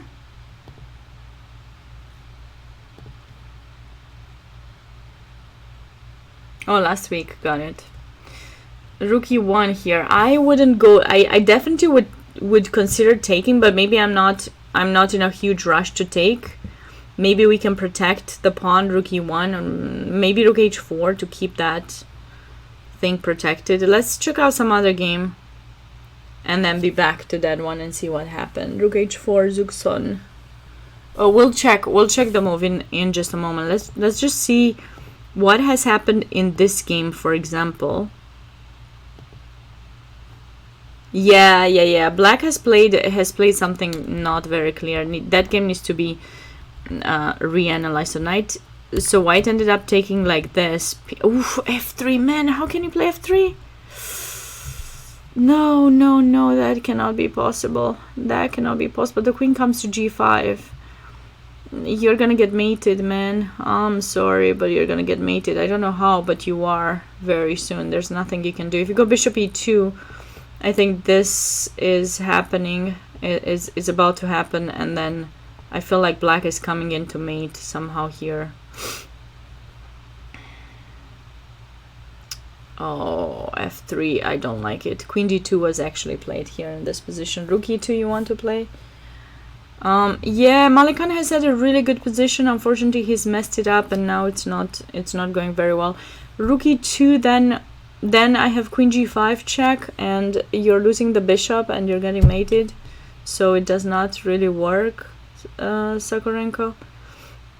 Just this and then, you know, that or this is just bishop e2 has to be played. And well, he's had his chance, but what to do? It's tough. All right, and then ooh, rook h4 was played. Irina crush one. All right, nice for Irina.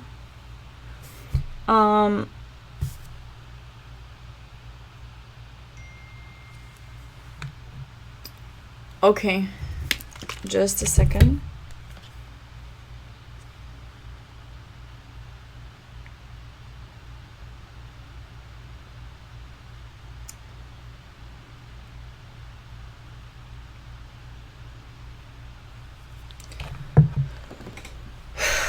So after rook h4 he played here, huh? Bishop d6. What's the idea of this move? Oh, Neg, you're always with all these tricks. And if bishop e7, yeah, it would give black the best possible position. This would be the best possible position black could have had. And he would suddenly fail to this. Oh my goodness. No, I think he was being sarcastic. Zugson, he was being sarcastic. He didn't actually mean it. He was just joking, I think. Obviously, he was just joking. Anyways, bishop d6 was played. Knight takes f7. I was anticipating that, and bishop there. All right. So white has been able to support to still maintain that pawn. That pawn I think needs to be kept. It's a central pawn. It's important. And then we're gonna take this one. I think white's gonna bring the king here, maybe play b4. That pawn we're gonna try to see if we can get it from behind. I'm anticipating a win for white in this game. That would be my prediction for this specific game. We'll see. We'll wait and see. Let's go back to the Caesar game. He has a pawn up. Is he gonna be able? A pawn. Did I say pawn a piece up? But is he gonna be able to? How did this happen? First of all, how did this happen? This should have never happened. Okay, white is winning, but still, sorry, not that. This. But how did he allow this to happen? It should not have happened, guys. Perfect reaction. Like I'm just like. He was winning, like, just in one move, just bishop takes there, like, so easy, right? Just mate. It's just mate, literally. You have one check and then you can resign. Instead, he chose to go f takes e6 and gave black some chances now with some checks and discoveries and things. So he had to take. Now there's mate. So he went for c3, only defense. Queen takes e6, so I guess... Wait, I'm surprised. What? Did this actually happen? Isn't this a... Ah, he has this. And there's no check. Ooh. Lucky for white, literally. Caruana won, wow. That's a surprise for me. I thought Dominguez was in good shape. Oh my god, luckily for him, he has that escape. Okay, so black played instead queen takes e6 in that position. Okay, and then check, and then check, and then check. I mean, this is not a check. I'm anticipating this move to be played. I mean, okay, he's got a few more checks. We'll hide on light squares, and there shouldn't be a check left. You just need to be careful how you're moving the king. Yeah. Calculated. We don't know for sure, but we assume calculated, yeah. That there were two pieces controlling that square, so you couldn't do the perpetual, or else black would save himself. And that would be really a disappointing draw for white, for sure, because he's totally winning. Okay. There's a couple of checks that you can give that I need to be careful for sure. For sure. But I think, well, I have to be careful where I hide because there's rook takes h7. Man, that's not easy. That is not easy. That's not as easy as I thought. I thought it was much easier for white, but he's made up too many mistakes. I mean, what is he doing? Okay, he doesn't need to play queen g6. He played. What did he do? He played queen h5, rook h5. Let's go back to that. Rook h5. Okay.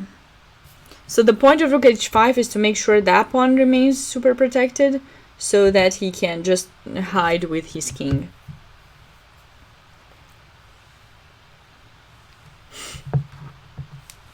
Queen covers the check, Sabina. Oh, wait, did I play queen c1 check in the other one? It's fine. You're right. No, because I was going to put the queen in g6. No, I was putting the queen in g6. No, I didn't blunder a queen. I didn't blunder the queen. No, he's trying to cover, to keep that. No, I didn't blunder. You're scaring me. You're scaring me. Do not scare me, guys. I must at least not draw pieces in one move.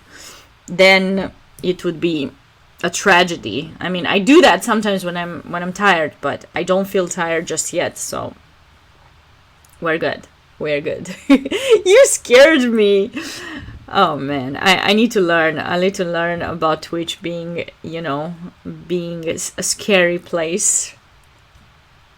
No, I draw pieces too, don't worry. I've dropped pieces before many times. Okay, so this is a nice and black doesn't have time to think about the checks, and probably white would hide. So okay, I feel like white has a little bit stretched his winning chances here. He's definitely still winning, but he's stretched them. He has stretched his chances quite a little bit. Okay, just run, Jody, run, hide somewhere there, and then mate. That's what I'm expecting to see. We'll see if I'm seeing that, but I'm expecting that. Should be good enough. And there's that. All right.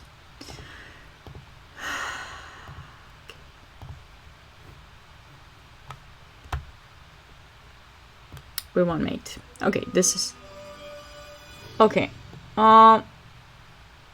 Queen f8 is not really helping. Okay, this game is over. Melgos seems like he won as we have predicted. After queen d7, knight takes h4 was definitely the blunder. Here he had no other move to defend himself. After f3 check. Oh, he played rook e1. Okay, I was gonna go for this check over here and then bring in the queen like this to try to mate him. That would probably be even faster for black, but he went for rook e1 and white resigned. There's no way to defend. White had such a beautiful game. I was really impressed with Alex Malikan's play. Unfortunately, he has rushed to bring in his queen, thinking maybe he has something there, but unfortunately he stayed with his queen stuck, and there was never a way for white to come back from that. We got two games going on We have this one, which should be over very soon. Looks like Neg got it correctly after check King F1 was played. Okay, he chose to go on light squares. That's fine. That is fine. There. Neg, which game are we talking about? Queen E1. I don't know which game you're talking about, Neg. But anyways, this game,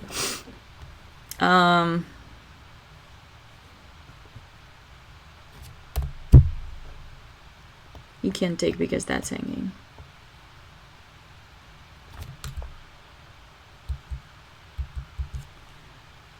Rook E2, Rook E7. Rook E7.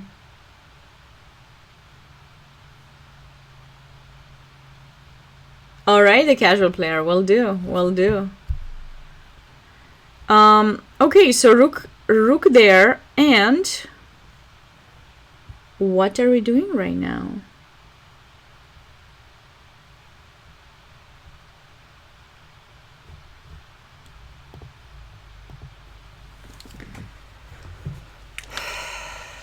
Cleaning pawns, yeah, one after another, just grab. He played it. He played Rook D7.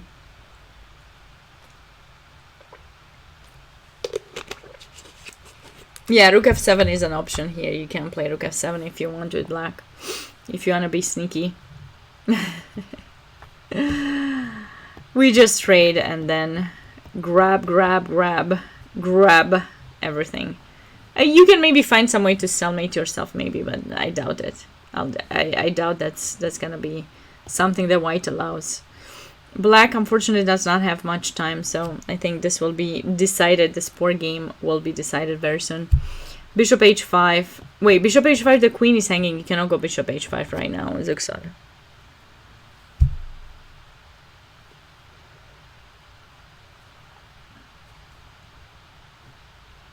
Actually, it happened. Rook f7 was played and white took and black took, and we are expecting some nom-noms. Indeed. Free material is never to be avoided. All right, let's go. Ooh, so many things have happened here. Oh my goodness. All right, we got to stay on this game a little bit. So Pac-Man Pac-Man mode. Yeah, that sounds like the right thing to do. Taking their cup of cake. Yeah, very easy. My favorite emote. If you're subbed, you will get access to that one for sure. All right. G4 was played by white. Interesting approach. I would not have gone that. I would have probably done this. Oh, maybe rook G5 is a thing, and then take the pawn. So they were like, let's just trade while we're ahead. Okay. And then black forced the rook trades kind of and got b4, and for some reason white took. Because probably thought if he pushes, he might... But he still... I think he could have played that and then get in this way with a king. I think that would have been a thing for white to do.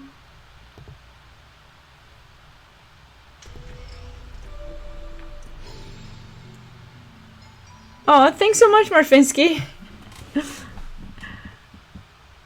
You are too cool. Thank you.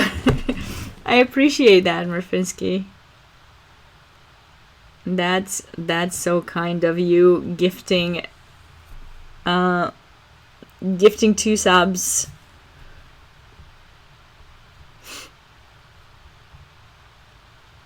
Thank you, Murfinsky. All right. I don't know what's happening here, literally. I have no idea what is going on.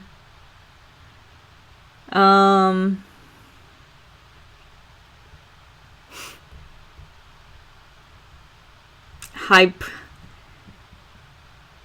No, you didn't. I don't think you did, Fracture Call. I'm sorry. Okay. What is going on over here? Is it really... Is C4 really not working?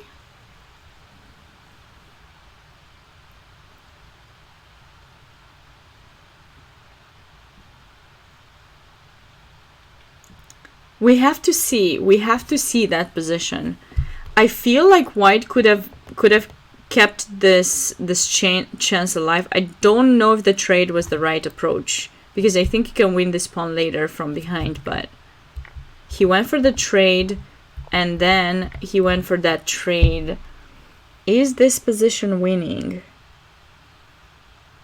Well, you kind of have to play b4 here. If you're gonna go king c5, I think I'm gonna check you, and or king b5 regardless, or where you're gonna put your king. I'm gonna check you just to make sure you stay somewhere close to b4. I don't want you to be too advanced so that I can bring in my king. So I'm pretty sure black wants to bring in his king in front of that b pass pawn. That's what he kind of has to do, and then he needs to make sure he's keeping his 2 pawns alive.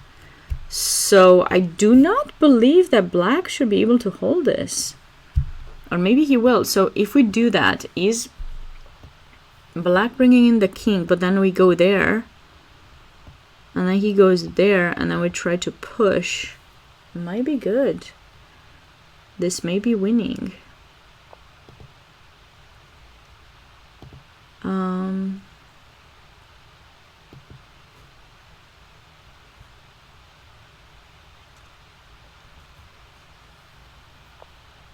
Move king, then block d4. Okay, so he played king c5. King e7. Alright. Now we need to go b4. He's gonna go king d7. I mean, we could go bishop here. I don't know if it helps us. We could go here to restrict them from going there. I don't think it matters, because he anyways can come in. But then we'll go here and we'll grab that pawn. Okay, bishop a4 may be a nice restrictive move. But he could check us, and then if we go there, he's coming back and stopping us. He's coming back here and stopping white from pushing b4.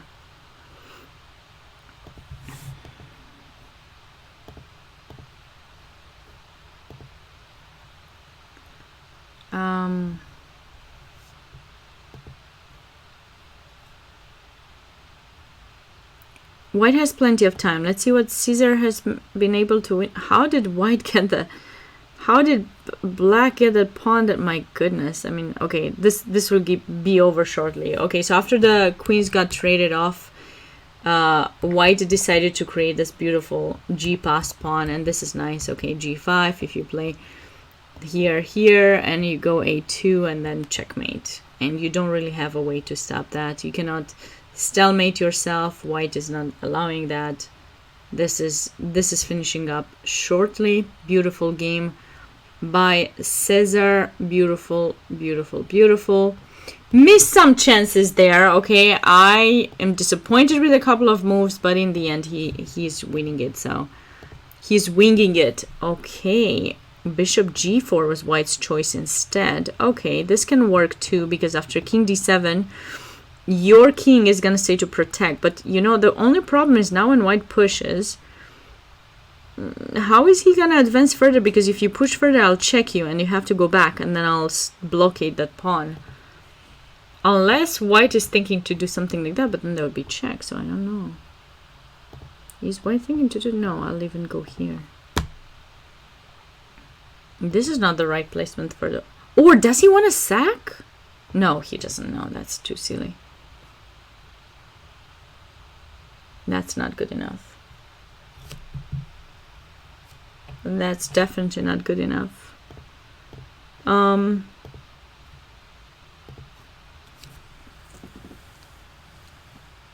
Okay, Cesar did win his game, so looks like we have how many players?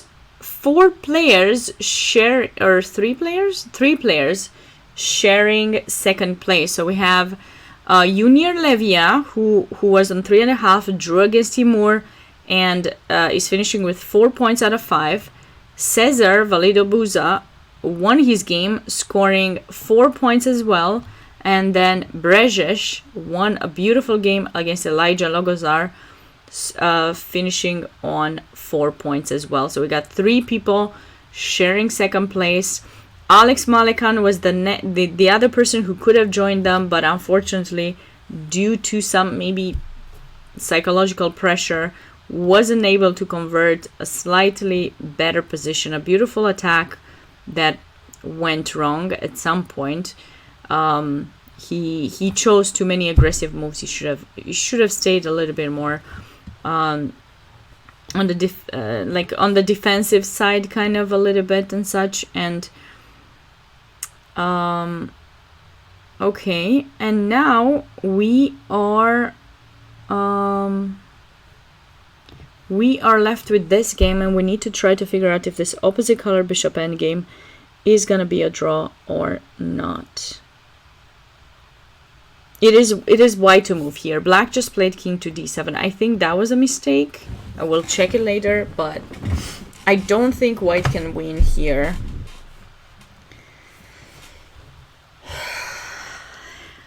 I don't think he can. He definitely needs to push, because black is creating some kind of fortress.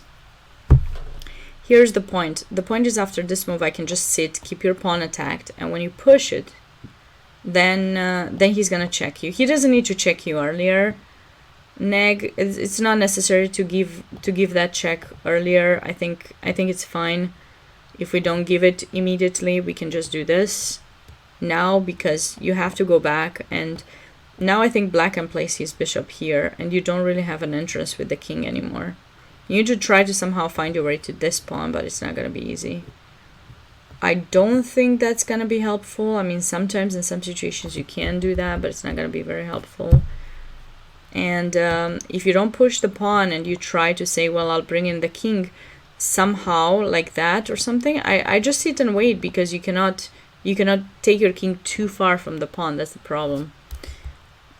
So I guess you could try something like this, but then he could go here basically, and then when you do that, he's coming back. So he just never lets you to improve. He never lets you to improve.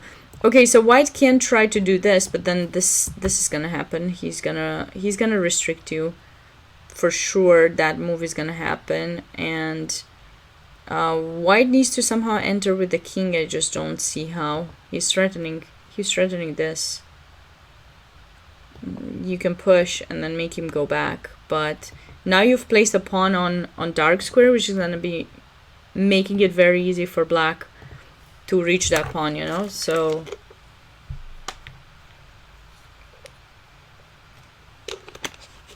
oh, what? This check was played? Let's go back and forth. He's given a check? Why is he giving a check? I mean, I guess it's fine. It's just, this is just much more natural.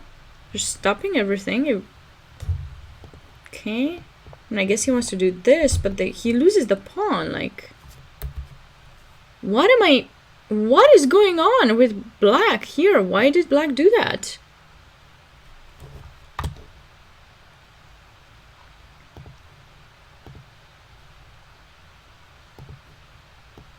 Okay. And then?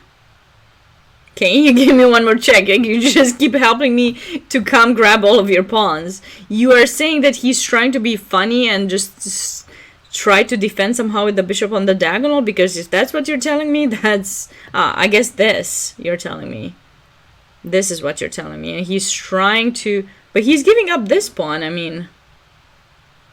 That's not very wise.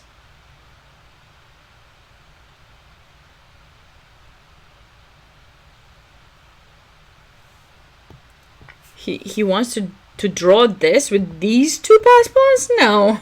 No way that is a draw, my friends. No way. That is not a draw. The pawns are way too far away. You need to have them close enough so that your king and bishop together can create some fortress and keep them restricted. You cannot do that. You cannot give them up. What is he doing? He's 2200, right? I mean, 2254. He cannot do that. He must be tired from the previous game, but I feel for him. I gotta tell you, I feel for him, guys. King e7 has to be played, but then the pawn is like...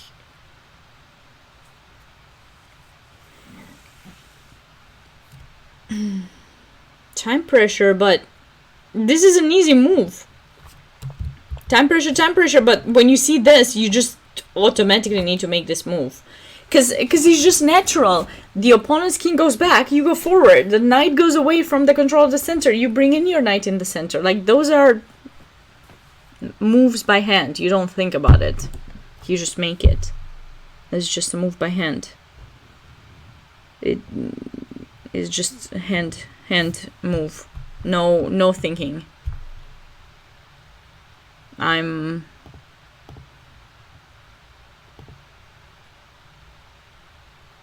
mad at you. Yep, definitely mad. Make moves by hand. No, I'm not mad at you guys. How can I be mad? I just don't understand why he didn't do it. Looks like this is the game. This is where the game is. But he's losing that pawn, and I don't see how he gets the b1.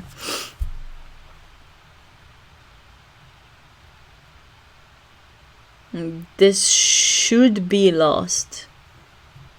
Should be. I mean, I'm assuming he wants to do this. Like, this is the best thing that I'm thinking about for black. I'm not mad at anyone, my friends.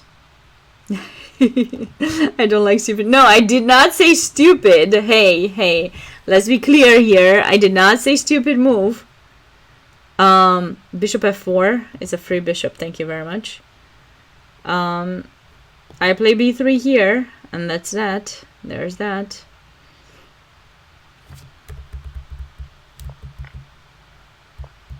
Wait, he played b3 here? Oh, okay, he wants to take that pawn. Okay, that can happen too.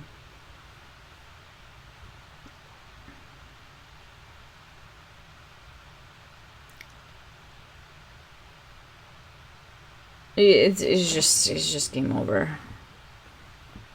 Okay, this is he played e5 takes. These passed pawns are way too far away unless there's a way for black that is thinking on how to keep white from advancing the pawn. There might be a way somehow, but white can just place the bishop here to make sure those are protected, and then attacks the bishop, pushes the bishop. Maybe somehow the king will be stuck in the back. I don't know. Maybe there's a way. I mean, let's stay and think. I mean, I think there's no way, but don't trust me just yet. Let's make sure that we're right about this.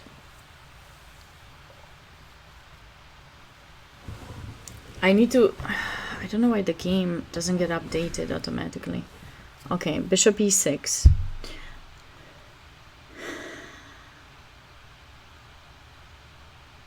The thing is, it's not very hard for white to advance. Okay, he's gonna place his bishop there, like, that's for sure. Okay. And then white will play here. You'll have to go back, right? And then he needs to play here. Unless after this, black will go here. Okay, that's an option. That is an option. And then white will have to go back. But still, it's not going to be a huge deal because then we go g4. The only thing is if somehow he manages to block that pawn with the bishop in g5. That's the only thing that we're worried about. I mean, other than that, I don't know. If he manages to do that, it will be difficult for white to actually improve because the king will be stuck and it will be a fortress. So let's think here. Okay, that's leaving the pawn march. No. Okay, literally, let's think about this. So the bishop. Okay, the bishop doesn't move. The king stays around here to stop the b pawn from pushing. Okay, he's gonna come. We go back. The king. This is an important move, by the way, guys, because you're trying to control this diagonal. With white, you never want to push the pawn on a dark square. The bishop will always keep it attacked, and then you can't push further.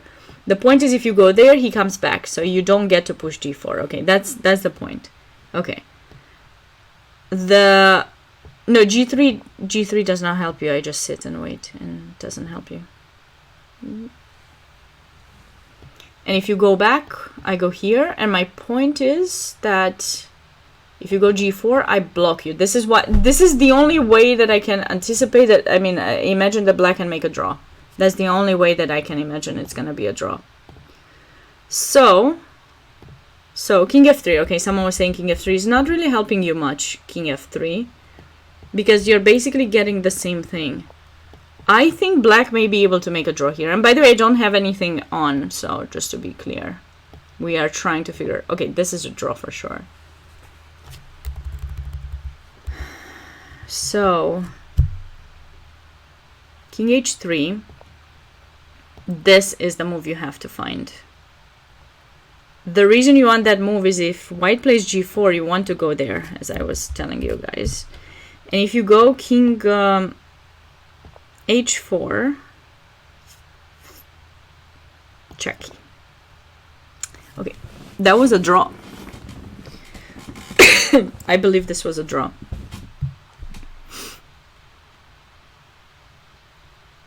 Okay, maybe it doesn't matter because black still has the thing. He doesn't care if this pawn pushes more. Let's see how the game went.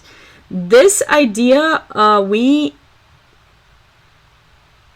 you cannot, if ever you play g3, you're stuck with the king here, or you go back, and when you do that, there'll be bishop there, and then when you go g4, it will block you. This is the idea that you need to remember that black is gonna do. See ya, Adamski. Thanks for joining. Someone was saying g3, but we already looked it up. Let's see where they are right now. Aha, so he's done it a little bit differently. I do not know. No, this is not good. This is not good at all. No, he's messed it up. Not that I'm trying to root for anyone here, but he has messed it up. Because as I was telling you, the pawns are too far away, so the only way you were able to make a draw there with black was if you were creating that fortress. And it seems like... Nope, he hasn't. He's not done it. No, now it is winning. Bishop e6 and how is he winning? g4, right? g4, bishop there, and g5 takes there. Oh wait, g5. Wait.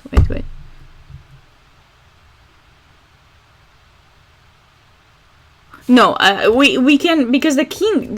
What is this king doing behind the pawn? Like, this makes no sense. It's really like silly. It's so silly. Why would you do that? Like here, okay, this is how he's winning. Here. However you want to stop my pawn, that's fine. Whatever you choose. Then there, grab your bishop, win the bishop. Takes, come back, take the pawn, white wins. Oh, that's not clear. No, this is very clear. What do you mean this is not clear? This is more clear than a clean window that has been cleaned and you can see through.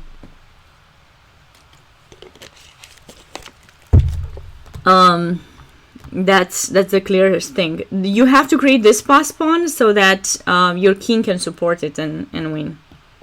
That's sorry, so sorry. Oh, where are we? Okay, g4, bishop there. Here takes, push. Francis, hey. You like the plan? Okay. I mean, Morfinsky, I don't know. I was just, it's very clear. Don't you guys agree? I mean, this is just so obvious. I don't know. This seems pretty obvious. The king is way too far. I don't know. I don't know what you want to do. You're way too behind. Luckily, I don't know. Chessful, hey, not my best analogy. Wait, why not? What? I said it's clear than a clean window. Like, why is that not a good analogy? Why do you guys think it was not a good... It was a perfect analogy. Guys, come on. Clean window. When you clean a window, it's totally clean. Like, you can see through everything. So that's clear, no? Okay. Well, I'm sorry, we have different understandings to what jokes are. It's not my fault you don't get it, just well. It's not.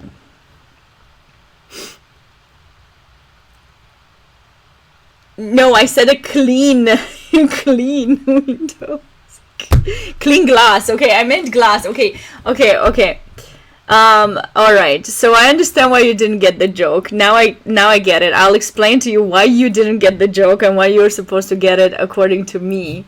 The reason is, in Romanian language, glass and window is the same word. That we don't have two words for glass and window. So I said window, but I meant glass. So then a clean glass. That's what I meant to say. Okay, that's what I meant to say. So now you can get it. Now you can laugh because now it makes total sense.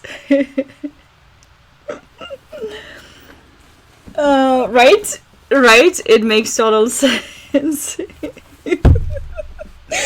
No, it doesn't work for that, Fracture. It doesn't work for that. No, it just... Because, like, glass, like actual glass, like, you know, the one that can break, like the glass that from the window. A window has a glass. But a glass of water is another word. So we have another word. We don't have a word for window. We don't have another word for glass and window, but we do have for a glass. It does have glass. What? Okay, I'm gonna stop talking right now because you guys are making fun of me. It was supposed to be my joke, my turn to make fun of something. Okay, so this is what happened. Oh, okay, Murfinsky, thanks so much for joining so much, and thanks for the gifted subs. Have a good night, and hope that I'll see you again soon. Romanian bear says that it has glass. He was being sarcastic. Chessful. Wait, what is happening? Okay, that's winning too. Okay, I panicked for poor white. That is winning too. Is it? It is, yeah. He's going for the... He's trying to be fancier than me. I don't know why. But okay, we're gonna see this happening right now.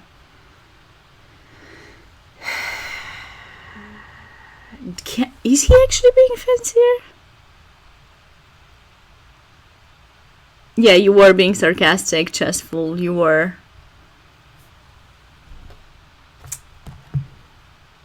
I tried to make a good joke. It turned out devastatingly bad for me somehow. Romanian humor. You either get it or you don't. That's how it is.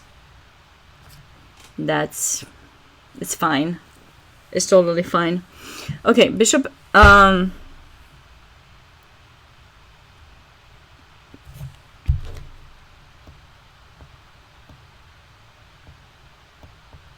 Yeah, it's simple. It's a simple win. This is a draw? How is this a draw? Your king is way too far.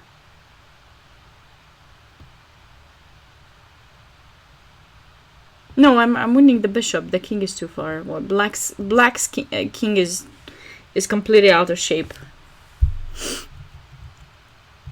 But it was much nicer the way I suggested it, but it's fine.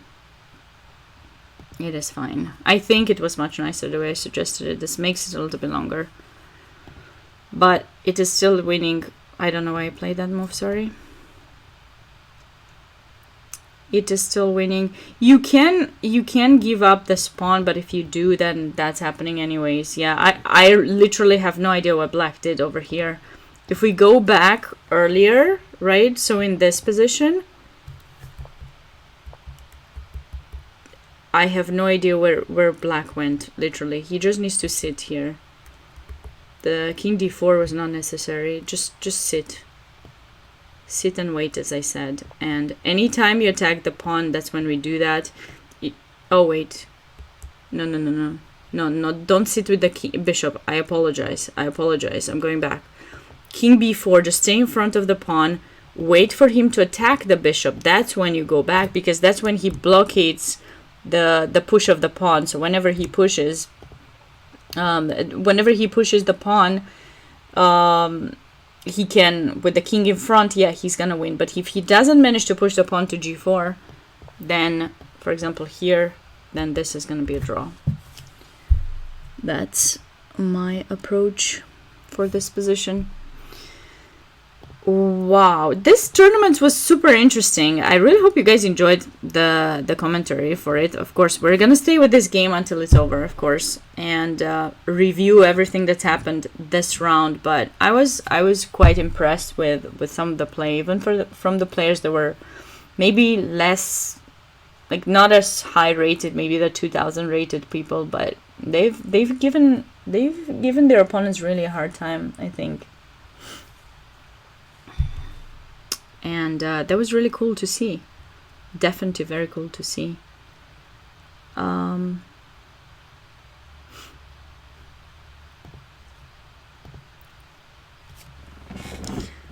mean, I think it does say 0-0. I don't know if black lost on time. We do know we have a short delay on this game. Not that short, like 7 minutes delay. But yeah, I really enjoyed all these crazy moments. I feel like if someone actually clipped some of those moments, you're gonna have fun rewatching them for sure. If not, I'll try to figure out something. But man, this was okay. Game over. White won. Okay, so after king e6, looks like black resigned. And yes, indeed, I was right, according to the engine that already analyzed the game. Apparently that was really fast. After bishop e6, king d4 was the blunder, and bishop e1 is suggested here. But bishop e1 is bad. No, bishop e1 cannot be suggested there. What engine? How is bishop e1 suggested there? That's a terrible move. Yeah, of course. So black blundered so many times, but so did white. King d6 would have gotten the draw, definitely. Instead, he played bishop f2, and then in this position, white, to my despair, play b3. I mean, I don't know why he played b3 and he didn't take this pawn, or actually with these two pawns. I don't think he would manage to get two pawns here. There's bishop c1. No, he wouldn't manage to do that, I think. Bishop goes back. We want to take. He's gonna go here. Is this winning?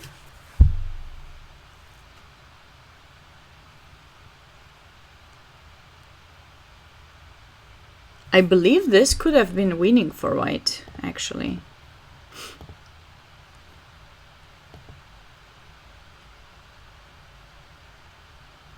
Because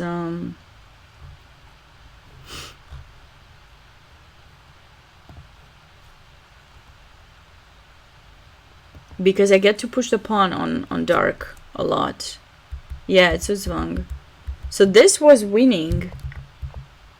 You kind of have to do that, because if you don't do that,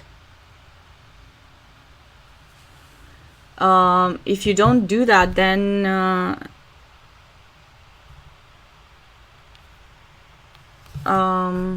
it's just pretty much game over. Maybe he can blockade. I think the pawns are close enough that black can blockade, though. The two. It's tough to say. I think he's managing to save this. Here. And he may be able to salvage this position. When am I streaming again? I'm not sure when I'm gonna stream again. Probably on Tuesday. I'm gonna stream the afternoon title Tuesday. I'm not sure if I'm gonna stream tomorrow, but I'm glad you enjoyed this fracture.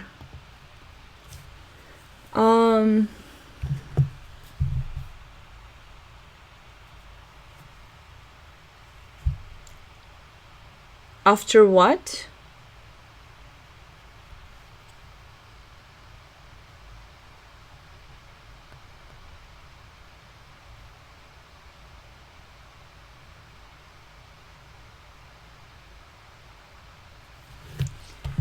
Is there a chance for black to win after RXCH? I don't know what that means. Oh, after the trade of the rooks? No, I don't know.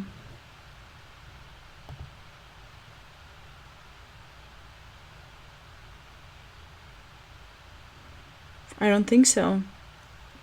Are you talking about this game?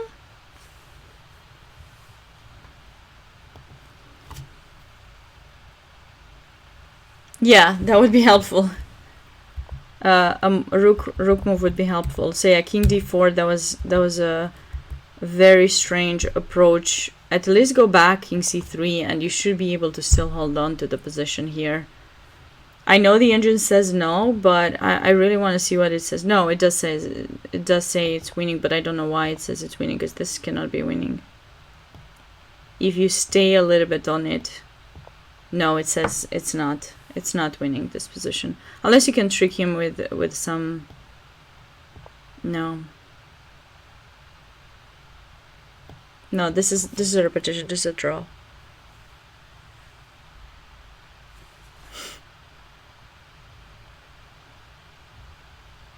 I'm not sure which position you're talking about, Neg.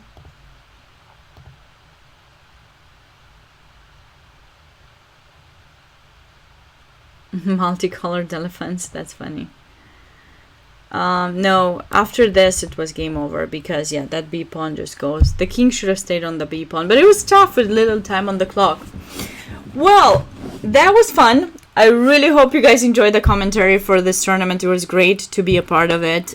If you guys want to learn more about what I was doing here and what this was a tournament organized by the Space Coast Chess Foundation, which is a non-profit foundation that has the mission to promote the educational, scientific, cultural, and sporting value of the game of chess. So I think that's really cool, and they promote it for all ages in the east central coast of Florida, and that's why they decided to give it the Space Coast. I guess that's a name for Florida. If you're from there, you probably know. And they've been organizing this tournament, like this was the 27th edition. The first time they organized it was in 1991, so that is pretty cool, and it meant a lot that they've asked me to do commentary for the event. I do hope you guys enjoyed and had a good time. I will try to have these videos posted on YouTube if it wants to agree with me, because last night I wasn't able to upload the video from yesterday on YouTube. I had to edit like a short part of it, like the beginning, and I wasn't able to do so. But we'll see, maybe today. Maybe today is the day, we'll see. Anyways, this tournament took place in Melbourne, Florida. If you guys want to learn more about either about the tournament or about if you want to check out the games on your own, this is the comment that you had to click in the chat. I put it myself just in case, so you can check out the games, the broadcast of the games on your own. Then of course you can read about the previous winners if you want, or read more about the Space Coast Chess Foundation. I do recommend checking them out. Great event. The sole winner of the event was Timur Garev, which after a beautiful a beautiful start, 4 out of 4, a beautiful game earlier, although he did miss a mate in 4. I'm gonna tell him that next time I see him, if I see him. How dare you miss a mate in 4? I had to talk about it so many times on stream. But sure, the casual player, it was great to have you here. So today he played last round with half a point ahead of the field, 1 point ahead of the field, and just half a point ahead of his opponent. The two played an English, and at some point Black had quite some advantage, spatial advantage, I believe. I think Timur had a much better position. And then at some point, for some reason, he missed this beautiful idea with the e4, sacking a pawn, opening up White's king a little bit, and then getting into, you know, an amazing, potentially winning game. I guess he didn't really want to take on his opponent. His draw was okay for him to win the event. It's tricky, it's debatable. What do you do in such situation? Do you play, do you not? But anyways, he didn't have time to make up his mind on that, because he did play rook f7 here, and after a few more moves, that position ended up being completely locked down. He even played h4 himself to lock it down. No more chances for either side to break somehow into the position, unless you're going to sacrifice something, and then, you know, it wouldn't be fun. So the players agreed a few more moves on a draw. For some time we were panicking because the result was posted wrong, but no, I did confirm with the organizers, and we do know now the game was agreed. The players did agree on a draw, and there was that. On second place, Junior Levia Rivera did finish shared second, together with a couple of other very cool players. We will review the game as we're talking about them. Yeah, definitely congratulations to Timur. Well done. You know, he went there. He also had a simul where I actually don't know the result of the simul. I wasn't told what he did, but I'm sure he's won most, if not all, of his games. And then going on to win the tournament. So another player who shared second, all right, bye Fracture, I hope to see you again soon, was Cesar Valido Buza, who's played a beautiful idea here when his opponent misplayed in the opening. He went for the beautiful, you know, small sacrifice and then getting his piece back. This is a much better position for White due to the, you know, center and the ability to at some point get to play f4, develop with tempo and everything. He's had a beautiful attacking game that I think he at some point misplayed, in my opinion. I believe, let's go to the moment where I was super excited about, in this position where he's totally crushing it. There's just one little idea he has to be careful for, so that Black doesn't have any, you know, mates or anything. He went for this beautiful tactical idea that I suggested, but then here, instead of taking the knight and just waiting for his opponent's resignation, because the bishop is hanging and there's a mate hanging there, you just have 2 checks, and then that's about it. White is just gonna kill it. He ended up either taking f6 or there. He ended up going for f takes e6, and the game lasted longer, but eventually he did end up converting. No, I do not know where you can check the standings almost an FM. However, I'm talking about it right now. So as I was saying, on the first place, Timur Garev. Second place, shared second, his opponent, Junior Levia Rivera, with 4 points, followed by Cesar Valido Buza, all sharing second place. So I don't know what will be the standing. And then Brejesh Chakrabati finished on third after on second, shared second as well, after a beautiful win against Elijah Logozar. You guys may remember I was very fond of the way he's played in this position. White is kind of dominating already with a beautiful knight in e6, keeping the pawn in e7. And then White went for this beautiful bishop f1. The worst placed piece is coming into play. This bishop still is yet to be developed somewhere, but he chose to go bishop f1 because after takes, he wanted to do this. If Black were to recapture rook e6, the entire 6th rank was gonna be crushed, taken over off the board by White. So Black did find the only defensive approach, but after bishop c4, due to a very restrictive position, Black had to give up a pawn a few moves later, and it proved not to be good enough to give himself himself any chances for a draw. And after all the trades happened with the extra pawn, white didn't have any trouble converting this position. Very beautiful.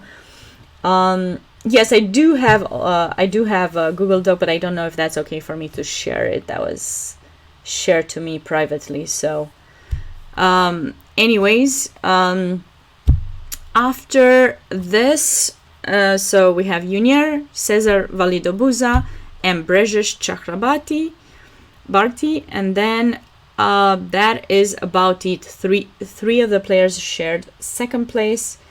And then Alex Malekan had a beautiful game and a very nice attack against his stronger opponent Melgos.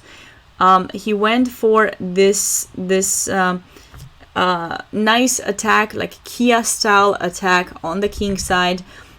Created a big attack for himself, but unfortunately, due to the fact that he somehow misjudged the advancement of his queen and attack on the king, he missed some opportunities. He definitely should have tried, first of all, like taking his bishop for sure, or his pawn in h4, the pawn down that he sacrificed, before bringing in the queen, to h7 and then h8.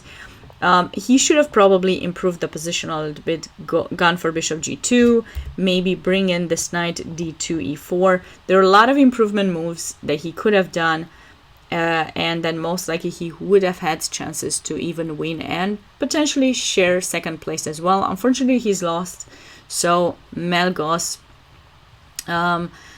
is finishing with 3.5 out of 5 after a tough loss earlier in the morning. And then we also saw this beautiful game of Vincent Stone against Nicolas de la Colina. The weaker player, the 2000 player, has taken down the 2200 one. It was an interesting Richter rouser, probably a little bit misplayed by black, because the position that arised from it seemed really uncomfortable. But I'm not a huge I'm not playing this Sicilian rouser with either color, so I'm not the best judge maybe of it. I felt that the position was a little bit unpleasant for black, and in order to get out of this situation, it seems that black chose to play e6, but that didn't quite help him, because white could have gone e5 and totally destroy black's protection, get to take there later, bishop g6 when he was ready. White had this miss, probably, that after queen g3, black had never moved the king or the rook, so he could castle, and it seemed like black was able to get back into the game, and he did indeed. But as the game proceeded, white was able to start all over, improve his position yet again, and was able to outplay his opponent from this position. And eventually, as they were going into an opposite color bishop endgame, black eventually blundered once again due to the pressure of time, and the game ended up in the favor of white. So well done to Vincent. And last game that we had seen was the game between Goran Markovic and Ryan Hamley. Although Goran Markovic has started with a beautiful position, he had a really nice setup. I mean, it wasn't like amazing or anything, but certainly slightly better for white with the bishop pair. Though he had this weakness, it wasn't quite visible. He could play e5 at some point. He's made this blunder after queen d8. He's played bishop g5, which allowed a discovery in e4. Black missed the chance to do it in the first place, but 2 moves later, white gave black the chance to do that again. And as soon as black played that, it was kind of over. It was game over, because the pawn was lost, and black didn't miss any chance to convert that game. So that was the day. That was the tournament, guys. I really hope you enjoyed it. I don't know if they've updated the standings just yet. I'm gonna do a quick refresh and see. Not yet. And then my other one is probably also not updated. I did try to show you, but no. But as we heard, Timur Garev finishing first, Junior Levia second, with Cesar Valido, Brejesh, And that's it. The top 4 players, that's pretty clear. The other ones, I do not know. I believe they might be posting somewhere on their website. If you wanna, learn more about their organization and what they are doing in future tournaments, you definitely should check out their website. This is gonna be the link to their website, and yeah, I hope you guys check them out. What else can I say? I don't know. I really enjoyed doing this stream for you guys. I hope you guys did too. I had a great time doing commentary. I had some heart attacks from some of these players. I hope I don't get to see them at some tournament, because you never know. You never really know what I might say. I will tell them to be more mindful in the future, because you never know. But I had a wonderful time, and I hope you did as well. My stream for tonight is ending right now. I really enjoyed all of you guys. If you haven't followed me yet, please be sure to do so. You will remain notified for other events that I may be doing commentary on, and I'm also playing and other things, so I would appreciate a follow. I will try to post these things, as I said, these videos on YouTube as well, so hopefully they will be there for many of you to enjoy more. Without further ado, I wish you all a wonderful rest of your Sunday, and I hope to see you on my stream again. I want to send you on a raid. Do you guys have someone in particular that you'd like me to raid? I was thinking maybe either St. Louis Chess Club, if they're still playing, the American Cup might still be going on, or Ben Feingold, or Chess Dojo. What is your request before we go off? Do you guys have someone in particular you might want me to raid?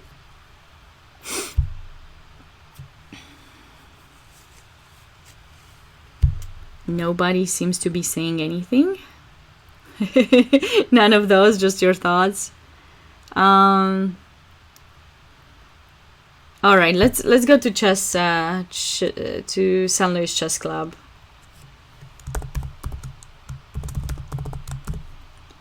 My favorite club in the world. I do hope Diamond Cutter. I don't know who Diamond Cutter is. I don't have Diamond Cutter. And have a great night.